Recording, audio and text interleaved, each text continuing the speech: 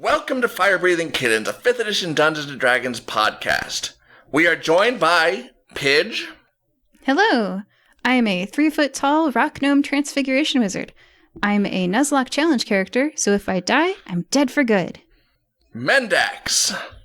Hello, I'm a changeling bard, and wouldn't you know it, I'm the best damn thing that ever happened to this city.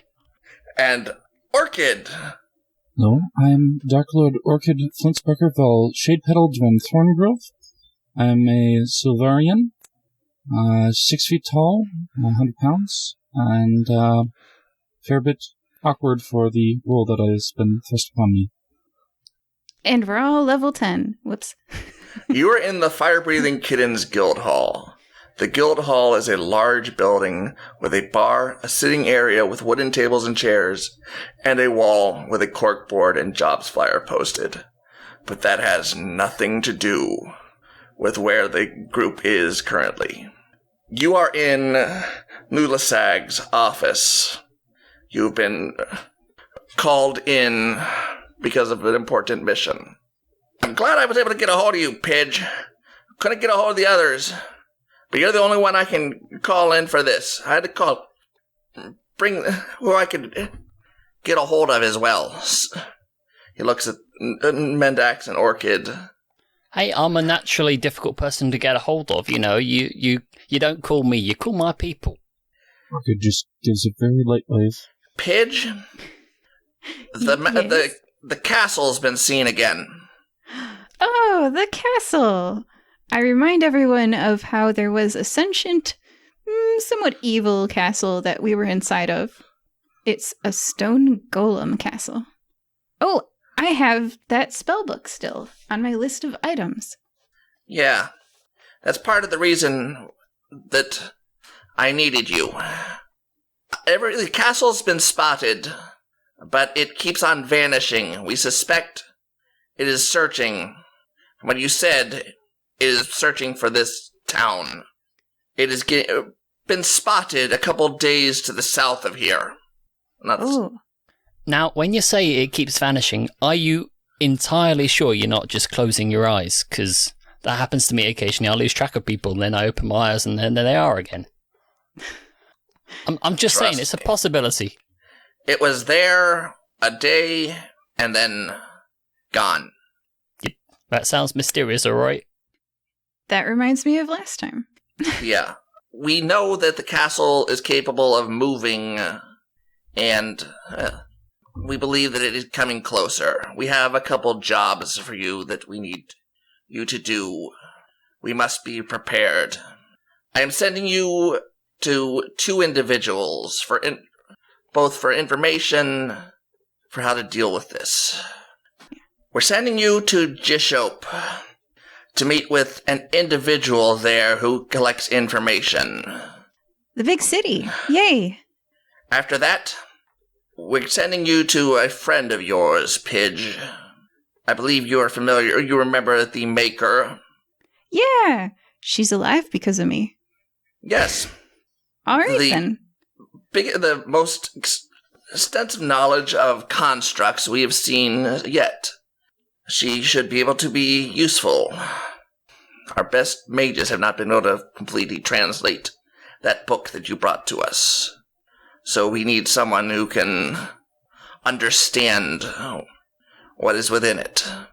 Well, she sounds like a great choice for that. The Maker is a master of construct magic, and she's actually become a construct herself. Yes. All right. We travel, and we will cover the usual expenses. This is an important one. So, be warned, the one in Jishoap is difficult. He's not exactly ordinary. There will probably be a cost for the information. What sort of cost are we talking about? Because my finances are absolutely fine. But, you know, I just want to know. I do not know.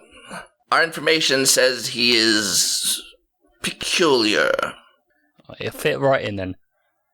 It's not always gold. Concerning. Okay. Do they only trade in information or other things that might be of interest? Does anyone know? He can, from what I've been told. But be warned. I do not know much about the individual, just rumors. What's their name? Zathan. Orchid, are you asking because you have something rare to sell? Well, there is sort of the Empire. I could maybe open a trade hub, let them have some trade through that route if that's something they might have interest in. But I don't know what information-wise they might want. I've been months away from there, so I don't know any of the rumors or such. Ah. I mean, it might not be that bad. We could just bring like a pie or an orphan or something like that, you know. Orphan? Did you say pie or orphan? Yeah, well, I mean, they're fairly interchangeable in my experience. Oh my. Oh. It doesn't have to be an orphan pie. I was just about to ask if it was It trying can to be, doesn't put have them to with be. somebody as far as guardianship, but you're suggesting they eat the orphan. I'm suggesting nothing. You best not. I'm just saying that if we happen to bring an orphan and a pie casing, Oh my. then well, they can do whatever they like. I will step up to the plate and volunteer. I have this hat, so I tap on my hat and I suddenly change my appearance and I look I'm 3 feet tall anyway, and I look totally like an orphan. And I'm like, I can cast gaseous form and fly and escape out, so I'll volunteer to be bait if that's where you're going. I feel bad for if we let anyone else do it. Oh, well, there goes the fun part. Oh. Okay, so I'm plan kidding. made. Okay. Doesn't have to be an let's go orphan. see Zathan. Oh gosh. So where do we find Zathan, Nulasag? All they say is go there, ask around. He'll contact you. All right. All right, road trip, saddle the donkeys. We could. I'll take Hoya, if that's all right. You guys have a couple options. It's a coastline city, so Yeah. you could rent a boat, or you could use the Sparrow, or you could go across land. Or we could take the train. That too. Basically, that's it. The train counts as across land, so Yes. Is that allowed? Is it okay if so Griffin McElroy has elevators in his D&D world, and I have trains in mine. So, but if you don't want that in the session, I can be like, the train is out of service today. no, I have no problem with that. Across land could have been, and I don't care how you get across land. So I mean, you could walk, you could do or you could do the train, or you could do carriage, whatever. Just Do the Harlem Shuffle. Is that where they like stop the car and then they like dance and then they like slowly roll the car? I'm old and not good on Twitch memes, but I think that's what that is, right? Where you dance next to the car as it like drives slowly. No, that. How do I know this? That's Ghost Riding the Whip, I believe. The Harlem Shake is just random dancing to a certain song. I really hope we cut this stuff out because it's showing all of our ignorance to pop culture from about 5 years ago. Ghost riding would be hopping on the hood while somebody's trying to drive it, which is not very safe. Our listeners now know how old we are. Oh. yeah. Well, yeah, we can't Ghost Ride the Whip over here because most of our cars are manual. They're not automatic. So you know, They don't just slowly roll they down. don't just drive by themselves, which is quite good if you think about it. Yeah. All right. So how do you guys want to go to Jishoap? Can we go via Sea Turtle? If you can pull it off. Are you saying we got to pull off a sea turtle? You're not Jack Sparrow here. We have a boat. But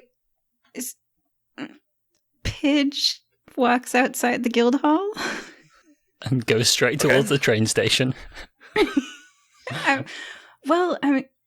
Actually, I'm going to say sure. Show me how you get a sea turtle.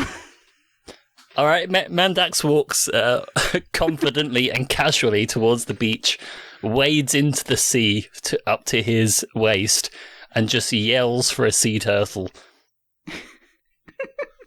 Okay. He doesn't necessarily have any special skills in that department. He's just got confidence. You just get some weird looks from the people on the beach. And for the theatre of the mind, he's just kind of like stood up to his chest, kind of just going, "Oi, Martha, where are you?" Yeah, you're just getting some strange looks. Okay, that was. Then about 15 minutes later, he decides to call it quits, wanders out and finds, what do we say, about 2 jellyfish stuck to his legs? Yeah, okay, Both of them called Martha. You don't find any sea turtles. I'd only allow that if you actually had some skill that would allow you to be able to talk to animals or something like that, since you admitted you don't. You're just wet and you have a couple... Just straight confidence. Orchid is just sitting on her horse for you and just watching, saying nothing. When people are looking at him, she just kind of turns her head away. Yeah, walking back to Pigeon Orchard, he just goes, "Oh, so now I got the wrong number. They're out today." Okay. He will never admit that he does not have the skill to summon a sea turtle at will. All right. That was different. Do you guys want to ride the train? Question mark. I'll have to ask Martha's. As long as Hoya is comfortable in the car, then... As who? My horse. She just stretched her hand. Oh yeah, we can stick her on top. There aren't any tunnels, are there? There aren't, but... Just a glare over. I guess, I mean, if you want to ride, we could rent horses, right? I'm fine with using her to wherever the train station is to our destination, because I don't know how far it'll be from the station. Yeah, it's the distance from Nikamui to Jishoap is like the distance from Kyoto to Tokyo. So you swap a couple of letters around and you got it. And, that's how that works. It's like a week walking. It's like a 3-hour speed train. It would take like a day, like more than a day, horseback riding. Well, not all, but a lot of old trains like going west and things like that would have like a cattle car or something like that. So that's what I was saying more. Is that she'd want to put her in there, make sure she's comfortable, and then just take her out later. Yes, there's no reason to think that it wouldn't exist, right? Let's do it. Okay, so can I also put a pine tree on there? You're bringing the tree? Yeah. And I sloppily throw my 2 jellyfish on board as well. Okay. First off, you come upon a familiar sight to Pidge, a bee woman. Oh gosh. The final challenge of the Firebreathing Kittens is this lady who sells tickets. Okay, I'll try the challenge. I'm up for it. Are you still an orphan? Oh gosh, yeah. Yeah, I am still an orphan. So, oh man, I walk up to the ticket desk. I'm 3 feet tall. I look like an orphan waif. Super skinny, a little dirty. No one loves this poor child. And I hold up a half a gold amounts of gold to the ticket counter. And I ask, oh yeah, I have a pine tree, don't I? Make a deception check. Okay. Well, what's the price of admission for a tree? Nat 20. Oh, congratulations. Pidge finally managed to, Wow. Did the impossible. I'm looking at my dice like I don't believe it. Like she just smiles and hands you a ticket. Yay! Half a gold. She looks at the other 2. Oh, fire-breathing kittens. Oh, yeah. Do it. If you guys are going to try it, do it with disadvantage. Orchid just walks over to the counter and says, I'm Dark Lord Orchid Flintsbucker Vel Shade Petal Dwin Thorngrove. If you would not like to have any issues with the Empire which I represent, I would appreciate being able to purchase a ticket at normal rate without any difficulties. Normal rate? Fine. She was... That was easy. It's not that she overcharges. The guild always tries to get her to give reduced or free charge. Ammonist and Scrape and... Orchid just saw how Pidge was trying to pull, something or other, and she's just like, you immediately say Firebreathing Kittens, she's like, I just want to take it. The Firebreathing Kittens have had a bit of a history with this woman, so... Yeah. Crud tried to pay in crab. Yeah, Orchid's lawful, so she's going to pay. So it's the same woman every time? Yes. Sure. Does she never have a day off? She's a busy bee. Oh, we got to talk to their unions about getting holidays. Or bees may all look the same. Anyways. We don't want to go into that right now. Could be triplets. Officer Jenny's. Yeah. Okay, so, Okay, then Mendax is going to kind of sidle up, just kind of grab a scrap of paper out of his pocket and kind of scrawl a brief signature on there and just kind of slide it through and just go, I'm fairly sure you've heard of me. Mendax? Yeah. You just broke up. I didn't catch that. Oh, no, what a shame. Skype rejected that. No. Technology says no. I mean, I literally did not hear a word you just said, Mendax, so I'm sorry. Okay, no problem. So Mendax kind of sidles up to the ticket booth, kind of pulls a scrap of paper out of his pocket, kind of scrawls his signature on, just kind of slides it in, just goes, so I'm fairly sure you may have heard of me. I'm a certain, just kind of flicks his hair. It's like, I'm Mendax Yarn Spinner. Well, I don't need any introductions, so I'm just going to head on through, and you can do with that what you like. Okay, is your tattoo visible? No. All Fire-Breathing Kittens guild members have a tattoo somewhere on their body of the Fire-Breathing Kitten on the shield. Where's yours? His is going to be on his ankle. Okay, then it's not visible. Specifically like Count Olaf in a series of unfortunate events. Then make a persuasion check. Gladly. Haha. How does a 21 suit you? Wow, these guys, this group is completely destroying the... She pockets the paper and gives you a wink. She's having a really good day. Someone's finally paid to go on the damn train. She's got an autograph of one of her favourite actors, and this little orphan is actually, Yeah, and she rolled really poorly on her wisdom against that one, so... I'm worried I'm never going to get another nat 20. I'm like, why did that happen? Now I'm suspicious. I'm like, doubting the dice. Okay. You have a nice, peaceful train ride. You guys do anything while you're on the train? I try and find like a bucket of water to put the jellyfish in, because I'm going to try and keep them alive as best as I can. Is it fresh water or salt water? Well, I'm going to try and find salt water. Whether that just counts as getting a bucket of water and then just kind of like tearing off a load of salt packets and just make an investigation check then. It's not going to be quite as good as persuasion, but let's have a look. Drum roll, please. 15. Okay.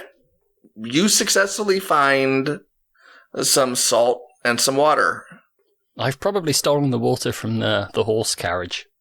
You got, You're right. And the dining carriage had some salt, so you had nice.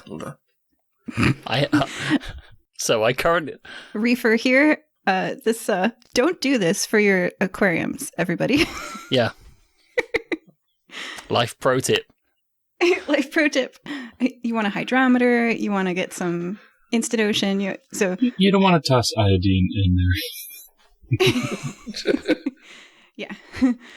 Do as we say, not as we do. Also, jellyfish probably aren't the best pets. They're pretty cool. I had some jellyfish. Oh. Yeah, they don't reach your hand in the tank. They really hurt. And don't put other fish in the tank either. Oh man, they killed the crap out of my seahorses. Guess what doesn't like jellyfish? Yeah. Fish that don't swim very well. Okay. So anything else you guys are doing on the train ride to town? Jishoap? What's your horse's name? Oh, yeah. Hoya. Did you ever name your tree? Bullrog. But Yeah. it's just a tree. Shh. Nothing special. So how? I mean, if it's a tree, how did it get on the He's making air train? quotes. Especially like A pot on a rolling cart. pushed by a tiny orphan. Yes. Pushed by a tiny orphan with a strength of 10, so that might not work. It's okay if you want to challenge my idea. Do you want to have me roll for it? Yeah, I think you're Okay. going to need to. Sorry. Oh, I'll never see another nat 20 again.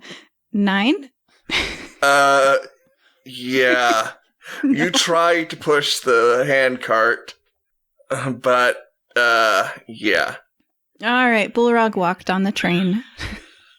Bullrog lifts his roots like he's people, because he is, and he just walks on the train. It's kind of like the brooms in Fantasia. Yes, exactly. Is that where we get the buckets from as well? They dance their way to you. Yeah. All right. It is, as I said, a peaceful trip to Jishoap. Jishoap is a port city and quite a bit bigger than the town of Nicomoy. It is bustling and pretty active when you guys pull up into town. How clean a town is it? Pidge knows more about this map than I do, so how clean is Jishoap? Clean. Okay, it's a fairly clean city. I mean, I'd hope so, being called dish soap. Jishoap. It's Jishoap, Jishoap. Har har. That's Okay. the quality of jokes you get with me. Phenomenal. Great. Oh. Yep. Real clean here. Okay. How's Hoya doing? Mhm. She's traveled quite a distance, so I would imagine that she's okay with the train ride. The jellyfish are dead. Oh, what? Oh. Can we have? What did the autopsy say? Was it infighting, or like did they just not get on? Asphyxiation. Improper water. Well, You can eat them. You can cut the tentacles off and eat the middle part. is that what you did if you with want. your jellyfish? No. It's like, you've killed my seahorses. You've gone too far. You just, Revenge! take a couple slices of toast, some peanut butter, put the jellyfish in the middle. Yeah, peanut butter and jellyfish sandwich. Yeah. All right, so he's well fed. Mendax is. Well, hey, no. We'll keep hold of the jellyfish corpses for the time being. They might come in handy later. You never know. Catapult. Yeah. Yeah. We get you use the stings for something. You know, it's a wide tapestry of possibilities having two jellyfish corpses, both called Martha, in your possession. Are you keeping them in that same bucket still, or putting them in anything else? I'll stick them in my backpack. I don't need to keep them in water now they're dead. Fair. Orchid definitely would have mentioned if he was walking off with train property. Whoa, super lawful. We'll keep in mind. Okay, so what are you guys going to do now that you're in Jishoap? It does sound like Jishoap. I can never unhear that. I'm sorry. But for the record, Mendax is going to find the nearest town sign and just modify it. Right, what are you doing? They're being a public menace. Whoa, I got included in that. Well, they have a flexible nature. I didn't want to assume. All right, I'm chaotic, but you're a narc. Oh. All right. Chaotic orphan. I'm supposed to be keeping on order in my place.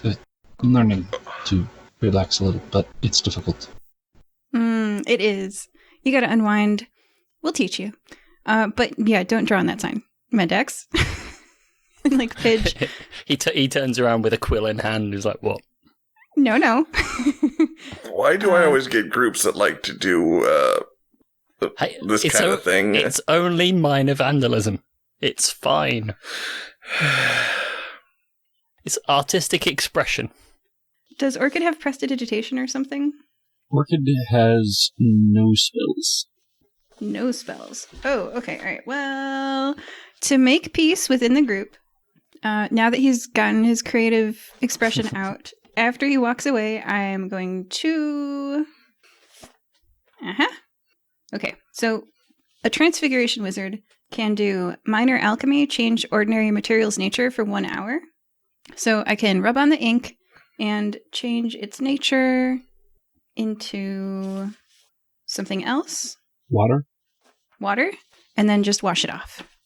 Spoil sport. Okay, the ink turns into water and is no longer marking the town sign to look like dish soap. Congratulations. There you go, Orchid. Thank you.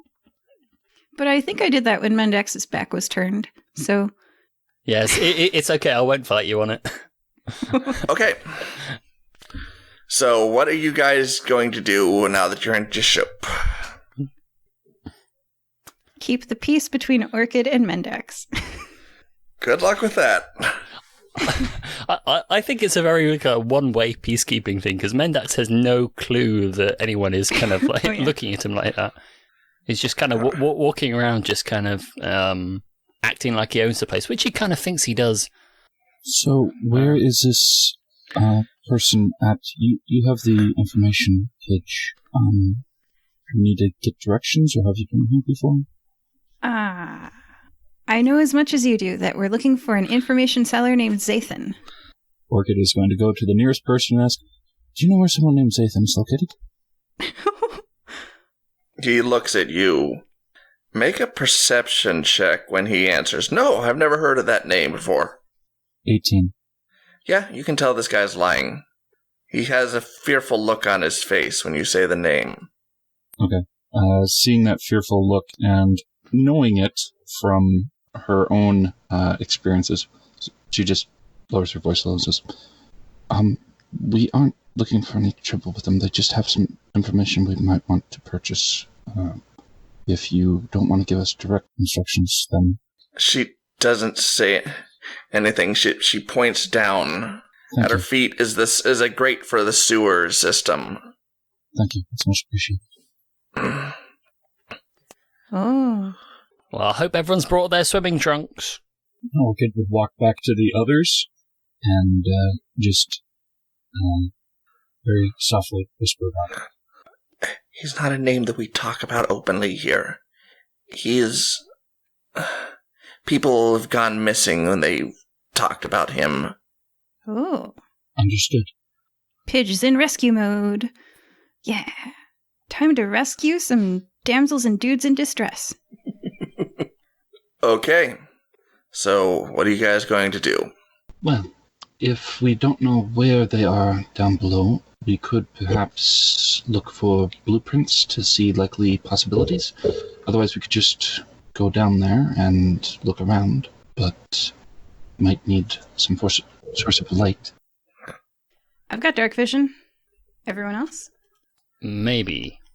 Make an intelligence check. Oh, good at those. Oh goodness. 24. A city of this size would have a massive sewer system. Your chances of finding exactly where he is down there by yourselves, not exactly, Not very likely. Not likely. Oh, it's a shame the jellyfish are dead. They'd be great scouts. Just drop them down. They would. Oh, man. What a shame. Well, one way to get his attention is to tell people his name, right? So that's one way to find him. That is true. If people are going in and out of the sewers to get to them, though, I would think that perhaps which entrance they use the most would probably have a fair bit of wear. Ooh. Removing any cover or moving things around. I'd say that stonework and metal has probably got a bit of wear. It still wouldn't get us to him, but at least closer without drawing as much attention. You are so smart. So we are looking for sewer covers that haven't accumulated like moss and leaves on top of them and stuff like that. Or that have been detached, if not holding root. Yeah. Can I investigate for that? Sure. All right. 21. Okay. You find a couple different sewer covers that look like they've been accessed. Orchid, you were right. Well, if there's more than one... There are 4 sewer covers that are not covered in lichen. Do they at all possibly line up in like a cross shape or grid that might be someplace between them, as different places people are accessing from different regions of the town? No, they don't appear to have any. They're just they're spread out. They're not. They don't appear to be any pattern. I do have one. I've got a couple of ideas, but here's one for you. How about, I mean, if we're assuming like there's this whole subterranean kind of like stuff going on, how about we seal up all 4 of them, and then we just hang out and see which one people start banging on from the inside? I like it. Well, there are other manhole covers and such that aren't as well used. I'm not saying it's a perfect plan. Yeah, like I'm just saying it's near perfect. Oh, I have a way to build upon that. So you're saying let's detect the ones in use because they'll set off something, and Orchid is saying we obviously won't prevent them from leaving the sewers because there's other exits. We could set a twig or a blade of grass across the cover, and if it's been moved, we'll know because it'll like something too heavy to be blown away by the wind. But if someone's coming up from underneath or going through it, they'll have to push it aside, and then we'll be able to tell if someone went through it. So we'll find the most active one. If it's small enough, I mean, there may be people who clean the streets. It is a clean town. That's true. Apart from all this lichen on the sewer grates for some reason. Everything gets cleaned apart from the sewer grates. Well, it gives character, I would think. You have a problem with plants? Oh. Orchid and Mendax are going to fight. Okay. Yep. I mean, not a personal one. They're just not that loud as audiences. They don't seem that appreciative. Well, I haven't seen you perform. Well, not yet. You haven't. So I'm not really much of an audience until there's a performance, am I? But you're not a plant, are you? Well, yes. Are you? Oh. Pidge looks awkwardly at Mendax and Orchid. I look at the tree and go, what's this guy's problem? The tree shrugs, and then it goes back to being a totally normal tree. Is Orchid like a teenager or something? She's 20. She's 20. How old is Mendax? 27. Okay. Well, he says he is. Oh. All right. Just getting an idea for things. Pidge is 48, so she's gonna, like, do some peacekeeping. She's been here a while. All right, so what do you guys think we should do? Well, I mean, we could always just try and get kidnapped. Seems like a pretty easy way to do it. The instructions you guys were given was to ask around, and that he will find you. Well, we did that. Getting kidnapped puts us in a poor negotiation stance. True. I mean, I might be able to break out of what our bonds are used unless we're unconscious, but... I mean, we're just here to get some information off the guy, right? Yes. Orchid is going to look at Pidge, looking like an orphan, and think, just okay. We could ask the urchins that might be around Oh, town. yeah. Oh, yeah. I'm a 3-foot tall street. Okay. Do you guys want to be, like, hidden, and then I'll ask some orphans? They're probably not going to want to talk to you, adults, but me, I guess I look like an 8-year-old orphan child. Yeah, okay. I'm going to go hide in a handy basket of straw. Orchid. It's going to just walk into an alleyway and using her camouflage just blend in as best as possible, though she has to kind of cover her black armor a bit. Mendax, make a stealth check. Okie dokie. That is going to be a 15. Okay. Well, there are plenty of kids around, so... Pidge does not do a stealth check. Pidge walks up to the kids and says hello to a kid. Hello. It's a young girl. I try to do a high five, like fist bump thing, like street orphans do. Do I pull it off? Make a performance check, I think. Classic 48-year-old. 13 minus 1 is 12. She bumps you back. We're both like 8. We don't know what the adults do. We're just like, yeah, that's right. Like tap knuckles. I've seen people do this. Hello. Hi. What do you want? So am I talking to like a street orphan? Yeah, it looks like she's pretty well, she looks like she's one of the street urchins, so... So what I really want is to adopt her, but what I have to do is, like, talk to her. Okay, so, I say, this guy asked me to look for Zathan. What do you think of that? Zathan? I've never seen him, but I've heard stories. Should I tell that guy? Stay away from him. Zathan's a monster. I've heard stories. What kind of stories? Those don't go near him. Don't come back. Oh. Yeah, I would never go near him. You're right. Where should I avoid? Down in the sewers. Sometimes we go there to hide from the big people. So smart. Yeah. There's a section down there. It's not far from the main hub of the town. We don't go there. Scary. All right, I'll avoid there. Can I, reach into my fanny pack and pull out a gold piece and be like, hey, I found this, and share the wealth. And I hand it to her.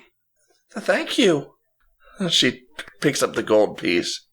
This'll help a lot. Thank you. Yeah, man. Fist bump her again.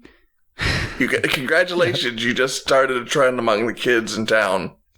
Woo, trendsetter. They better not ever find out you're actually a 48-year-old gnome. That's how you get trust issues.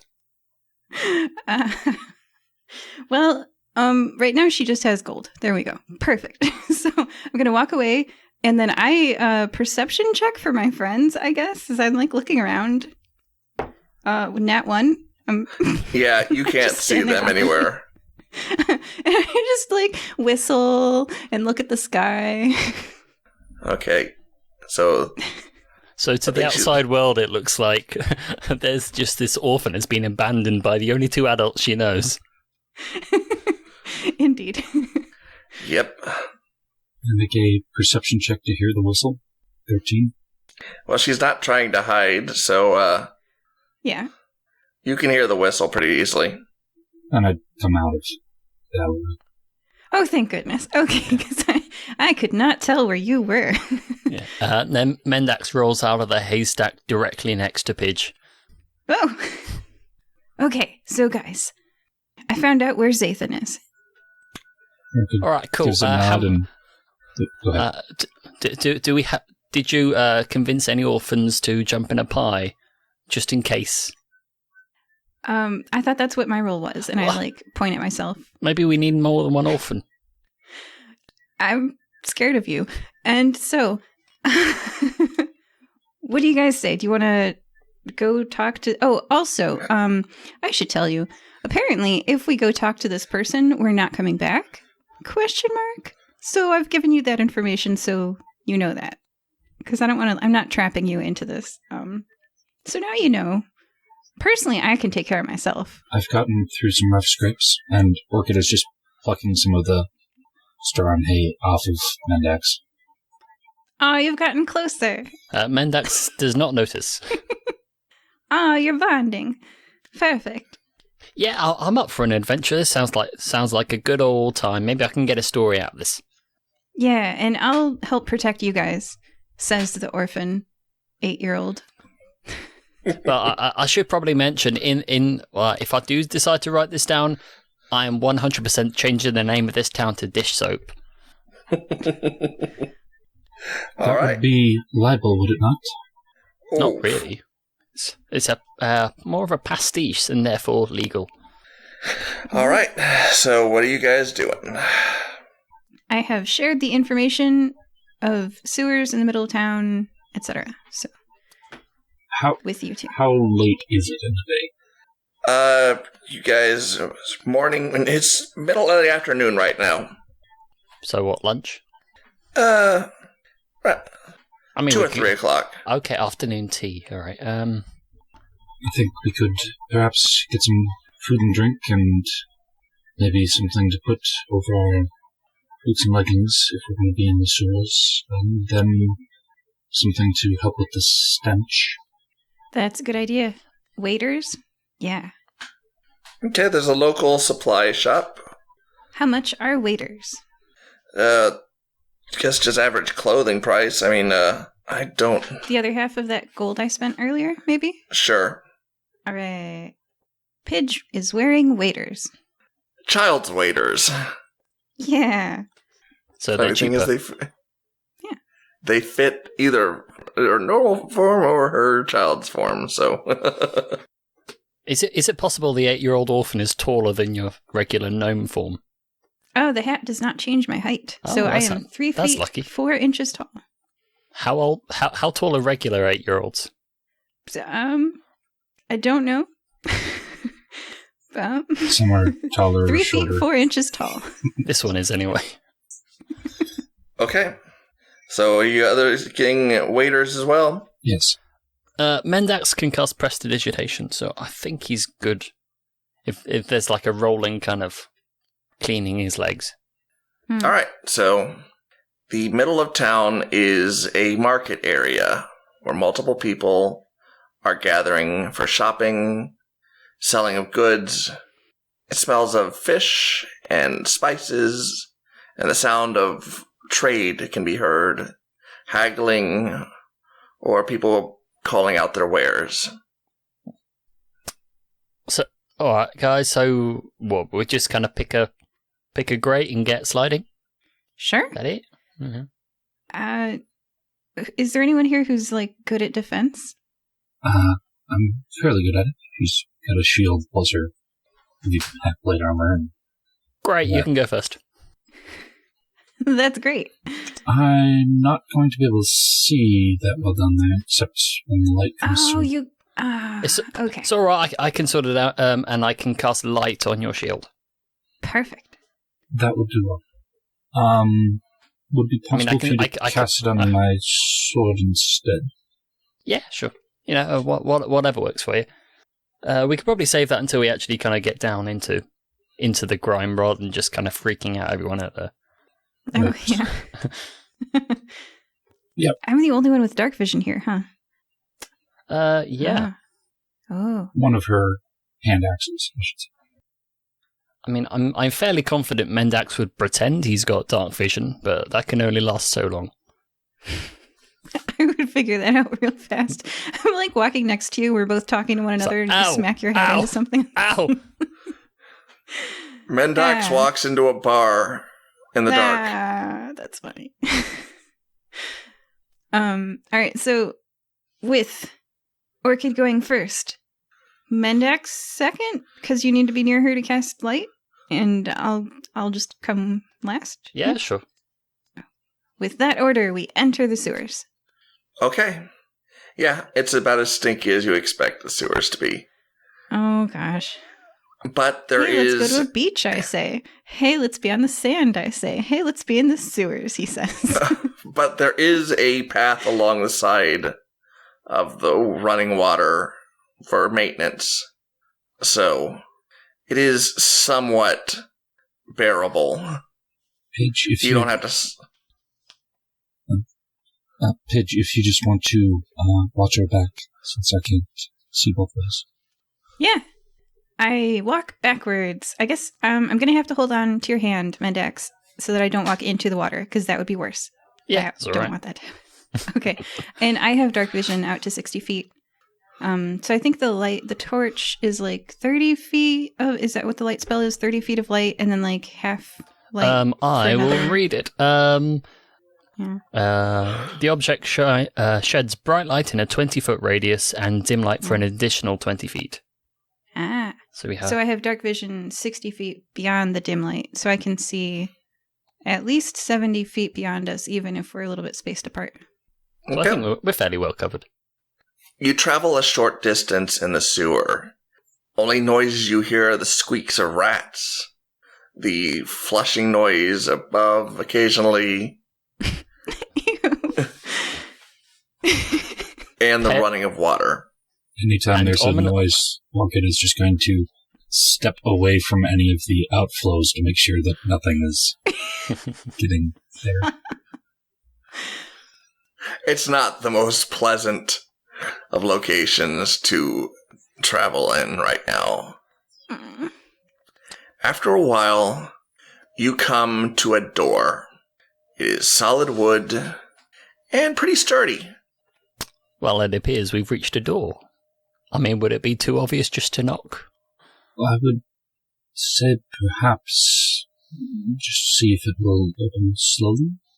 I could also send a small emissary of ours into the area to do some recon. What, the tree? Oh, yeah. I left the tree up. Yeah, the tree can't fit currently. But I do have a clockwork frog, and I do have a spell called Animate Objects. Oh, Tiny Servant. I can do Tiny Servant. Yeah. So I could do some recon through here. I can't cast divination spells, but I can send tiny clockwork frogs into rooms. What do you guys think? I mean, this is kind of assuming the door is, open and unlocked. Or that there's room underneath the door itself. That's true. Yeah, there would have to be room for a tiny servant. Is it possible for you to animate the door itself? And then it just kind of opens of its own accord? He says, hopefully.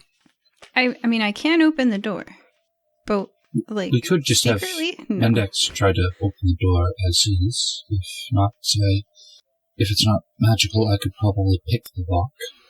I mean, I could give it a go, just kind of giving it an open. So we're just gonna break into this person's house? This is kind of weird, but... Well, it's not exactly breaking if the door is unlocked. That's what I was saying, for them to just try to open it first. Yeah. And we do know that this Zathan person has made some orphans disappear, so maybe we're here to rescue them. There is no lock on the door. All of us are debating this, standing in front of is it locked? door. Is it locked? There's no lock. I mean, should we just try and open it? Just to... Yeah. Yes. Orchid's in front. Orchid, do you want to open the door? She's going to put her shield like this and then turn it just in case. Okay. The door opens. Bum, bum, ba! Couple steps inside, looks around. As soon as you enter the room, instantly the smell of the sewers vanishes. You enter a hallway. On either side of the 15 feet wide, and either side of the hallway are stone statues of warriors in various poses. Oh, Pidge has PTSD from statues. Oh no. Each of the warriors is incredibly detailed, carrying weapons and all looking like they're angry Pidge starts crying. You guys don't know why. Orchid is going to look at the closest of them and see if she maybe recognizes if the figure's someone from history or myth. No, you don't recognize this individual. How close did Orchid get to the statue? That says she wouldn't move closer than 10 feet. You can tell that even going into the details on the clothing. It's too intricate. Yeah. No! Different kind of statue PTSD will be made this episode. Could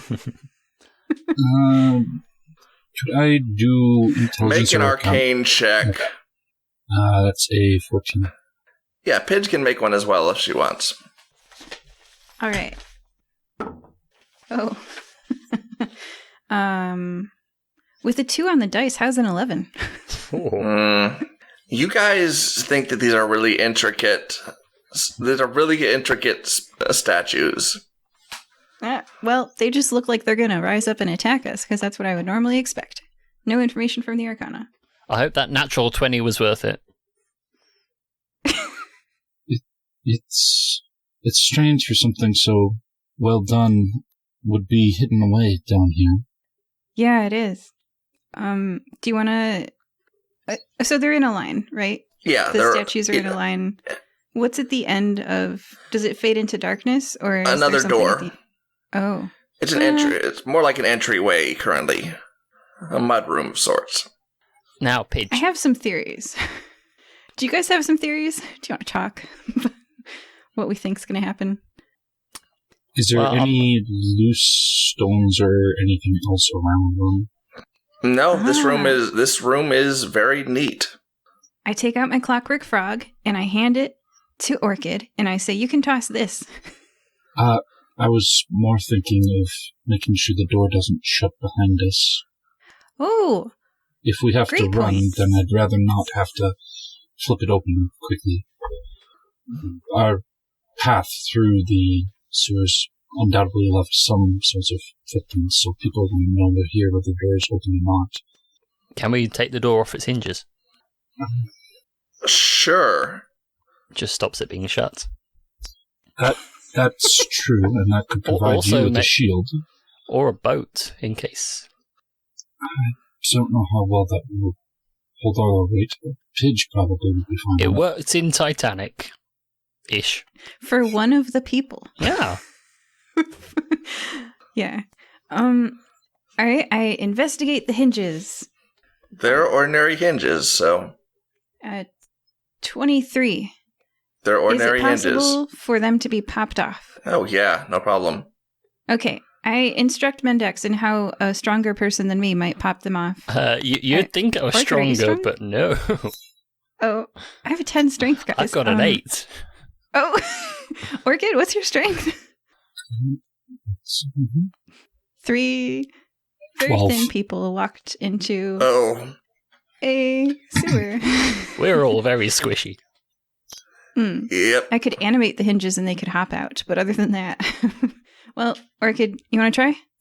I suppose I could give it a shot. Can I do the help action by showing you the angle that'll pop them out easy? Sure, go ahead. With the help action, you get to roll twice and take the higher number. That's 19. Okay, you So good. successfully pull the door off the hinges. Yes! This is going to be not good if this is not the right house. It's fine. Okay. All right, we officially won't get trapped in here. Like how we were like, do we just have a rock to wedge in a door? And we're like, that door's going down. Okay. Okay. So these statues, do they look like they're in the same place that they were before? Yes. Statues have not moved. I wind the clockwork frog, which is purple in color, and I set it down on the floor, and it hops 1 foot forward, and then it hops 1 foot forward, and then it hops 1 foot forward. And then an hour later. When do the statues crush it? Nothing happens. Oh, it reaches the other door? Yeah. Oh, no way. Huh, Pidge walks forward. Okay. Nothing happens. Really? I reached the other door? Yeah. No way. Okay. Well. Are you still holding Mendax's hand at this point? No, I stopped. Do I really cause that much? Orchid's just going to back toward Pidge with the shield out just in case. Okay, nothing happens. You make it to the second door without... This is when we become statues, isn't it? This is the roles are reversed. I can tell. All right, the second door is also not locked. Are we quite sure this is the right house? It doesn't matter at this point, man. We're breaking in. Well, I mean, we didn't break Well, it, we just dismantled it. If you're going to be out there, come in. I think So this is. I can deal with you. I think this is Grandma. Grandma? I don't think it's mine. I've never been called Grandma before. Oh. So a voice is yelling at us through the door. I guess I open it and go in. Got invited. You come face to face with a very angry looking beholder. Oh, holy cow. Oh my gosh. What? Oh, I'm level 10, guys. I'm too young to die. What big eyes you have. Orchid walks in, shield up, but puts the hand axe behind it. The room is well lit and full of stuff. All right. Tell me who you are so I can cause you to join the ones in there. You better have a good reason for interrupting me. We did not intend to interrupt you. We are here battle for information for who we think you are. I'm Dark Lord. My name's Molly. I'm Dark Lord Orchid, Flintsparker, Vel, Shade Petal, Dren, Thorngrove. The beholder just looks at Pidge, and instantly the transformation vanishes. The transformation vanishes? Yeah. Me? Or it? Or... You're back to normal. The big eye of the beholder looks at you. Oh, I look like a rock gnome again. Yeah. Yeah. I'm a little bit more filled out than a waif, but still the same height. Got brown hair. Yeah. Well, there goes my hat. I take off the hat, I bend over and bow with a flourish, and then stand back up and put the hat back on my head. You're smart. You figured that right out. Now the beholder turns the eye away, and instantly the hat reactivates. Look at that. I'm an orphan again. So is my friend Orchid over here dying or something, or getting turned into a statue? Because Depends. she gave her true name. Why are you here? You might end up becoming a statue. You look like you could make a good cup holder. Cup holder? Not quite a cup. A good stand for something. You're about the right height. Wow. Wow. That is anti-short people is what that is. Wow. Well, it's not saying there's something wrong with your height, just simply that that's the right height for that function. I probably would be more of a coat rack or something, I would imagine. I settle my hat back onto my head and say I'd make a great cup holder, but an even better ally. Hey, Bard, what are you doing? Seduce it. So, before I turn you to stone, what are you doing here? As I said, we were here looking for information if you're who we think you are. I have information. Who do you think I am? Zayden? Don't say real names, no. Pidge is looking at Orchid. Yes, I am Zathan. Good. Sorry about the door. We made sure not to break it. We can put it back on when we go if we're able to go later. What kind of information are you looking for? I might be able to help you, but I might just turn you to stone. Or I might disintegrate you on the spot. I haven't decided yet. Well, do you have any sorts of plants around here? If you do disintegrate me, I would hope that you'd use my ashes for fertilizer or something. Orchid. I pat your hand gently. Honey. What? You're worth more than that. Well, but then I'd be of use even in death. I kick the bard in the shins. I think at this point, Mendax is not paying attention to anything that's going on. He's just kind of picking his nails and just kind of examining himself in any mirror that's nearby. I believe. Oh yeah, there's a mirror nearby. It's we're here for information on a stone golem castle, some kind that moves around. I might have a book about that. Tell me why I should not turn you to stone, and I might be able to. If you can prove that you're worthy of the information, I might be able to help you, but there will be a price. If it helps, I can pay. If you're an information peddler, I can pay you in a story. No. Okay. I've heard. All right, never mind. I'm out of here. It's like the one thing I can offer. It looks you up. All right. I've decided. I will help you, but you will do something for me. I'm a researcher. I research things. I like information. I want something from you in return from the book. How about a jellyfish? Jellyfish? Yeah. No. Oh, okay. How about 2? What sort of things are you researching?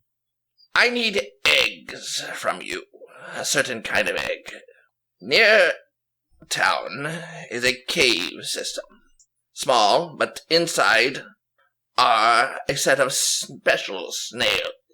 I want you to bring me the eggs from these snails. How will we identify the eggs to make sure we bring you the right ones? You'll know where they are. Cool. How many are you requiring? 3. Oh, and as an extra reward, you may keep the shells from any snails that you kill in the process. I hear that they are worth something to you. You're kind. They'll probably help with fertilizer, if ground up. How many eggs was that? 3 eggs? 3 eggs. Okay. I would leave to go to get them myself, but my research is too important. Yes. Important research. In addition to the eggs, is your research something I can perhaps help? Any information? No. Are you just making breakfast? Because No. I got to tell you, it's late afternoon. You've missed it. Bring me the eggs. If you do not return, I will have ways of finding you. Well, if we don't return, we're dead, so you don't really need to look for us that hard. Very true. We'll turn up. We will bring the eggs. Go. The beholder turns around and goes back to his studies. Oh, by the way, for those who did not realize, those statues were petrified. Yeah. I was kind of thinking maybe the beholder needed our real name for petrification, but Pidge wouldn't know that it's just an I-beam. But, Yeah. yeah.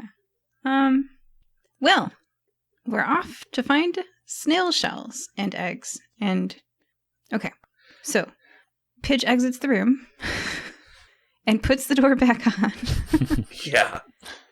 And I guess walks normally because now I'm not as afraid of the sewer, right? Yeah, that's the reason people do not return from his den. Either they get petrified or they just no longer exist. Yeah. All right. So, what do you guys think?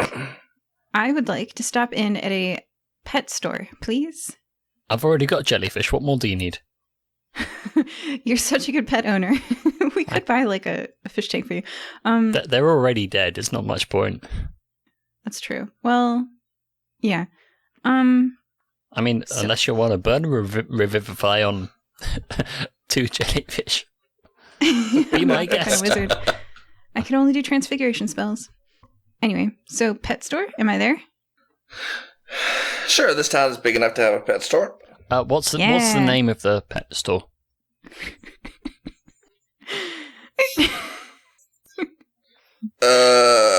Ye old pet store.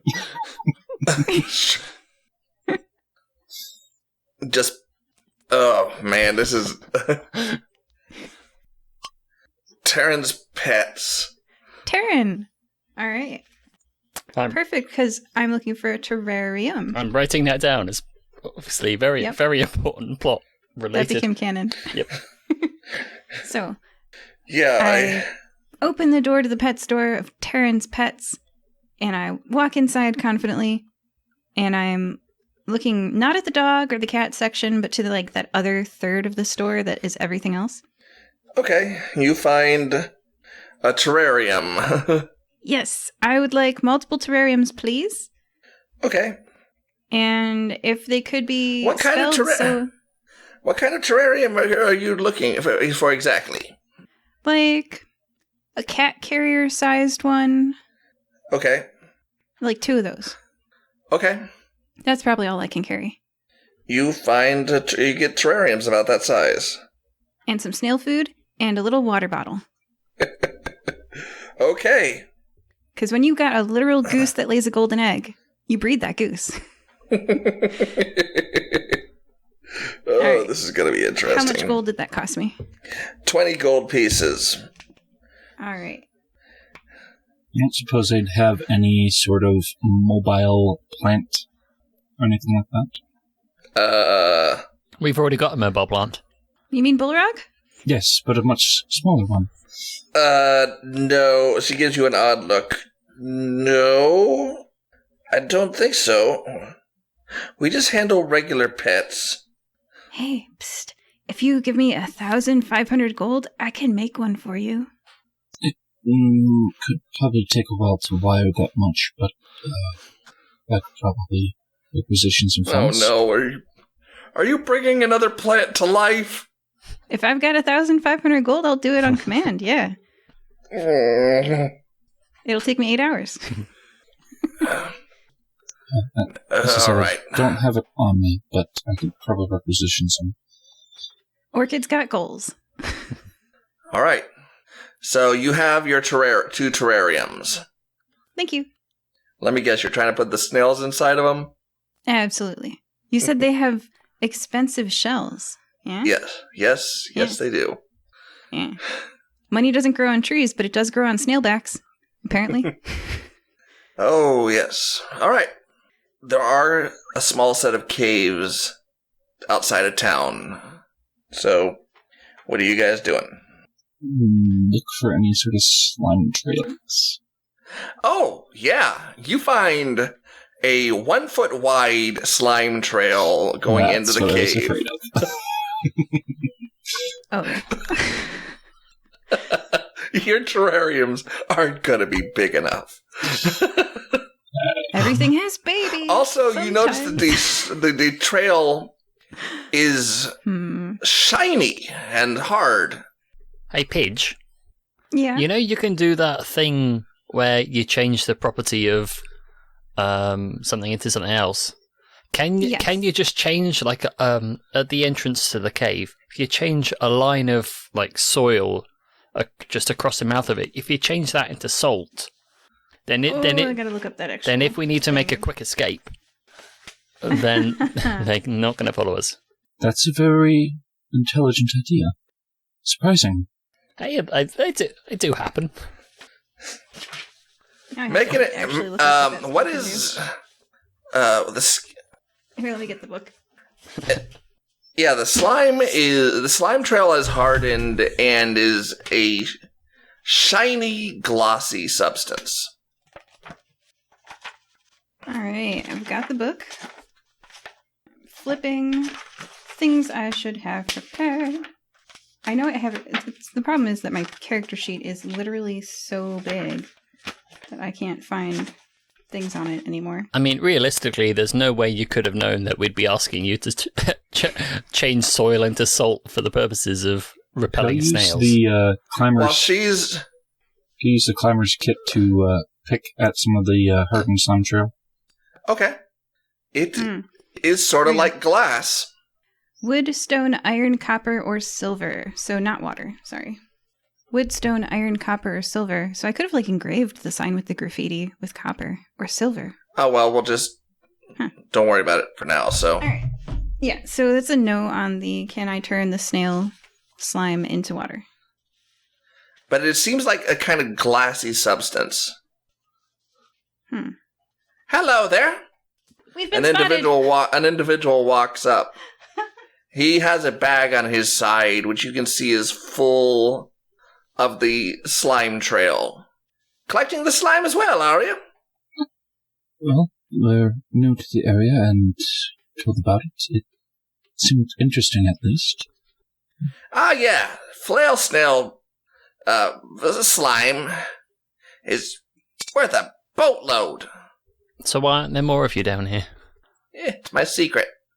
Well, it's not a very let good anyone- secret if you just tell whoever you come across that it's worth You a lot already of money. found it. I would You already found it. guess from the name and size of the trails that they're quite dangerous, which probably deters some people. Oh, yeah. As long as you're not a threat to them or their eggs, you're gonna just fine. Oh, yeah, we want to stay away from those eggs, I say, using the same trick twice. Where should we stay away from? Oh, there are all sorts of nests down there. So stay away from down there? He points towards into a nearby cave. I would guess the thicker the slime trail, the closer to the nest, or something to that effect? Yes. That would be about right. You see him picking up pieces of the slime trail and sticking them into his bag. So the thinner it is when exploring the cave, the safer to observe them and study from a distance? Yes. Do you know what type of cave system this is? This is just from one of these snails, be warned. Do they dig? Did they form this cave, or was this natural limestone or something like The that? cave's natural. Mm. Yeah, this is just one snail that made this trail. Do you have any salt on you? Asking for a friend. A little, not a whole lot. It's a shame. I've got a massive block of caramel that just doesn't taste quite right.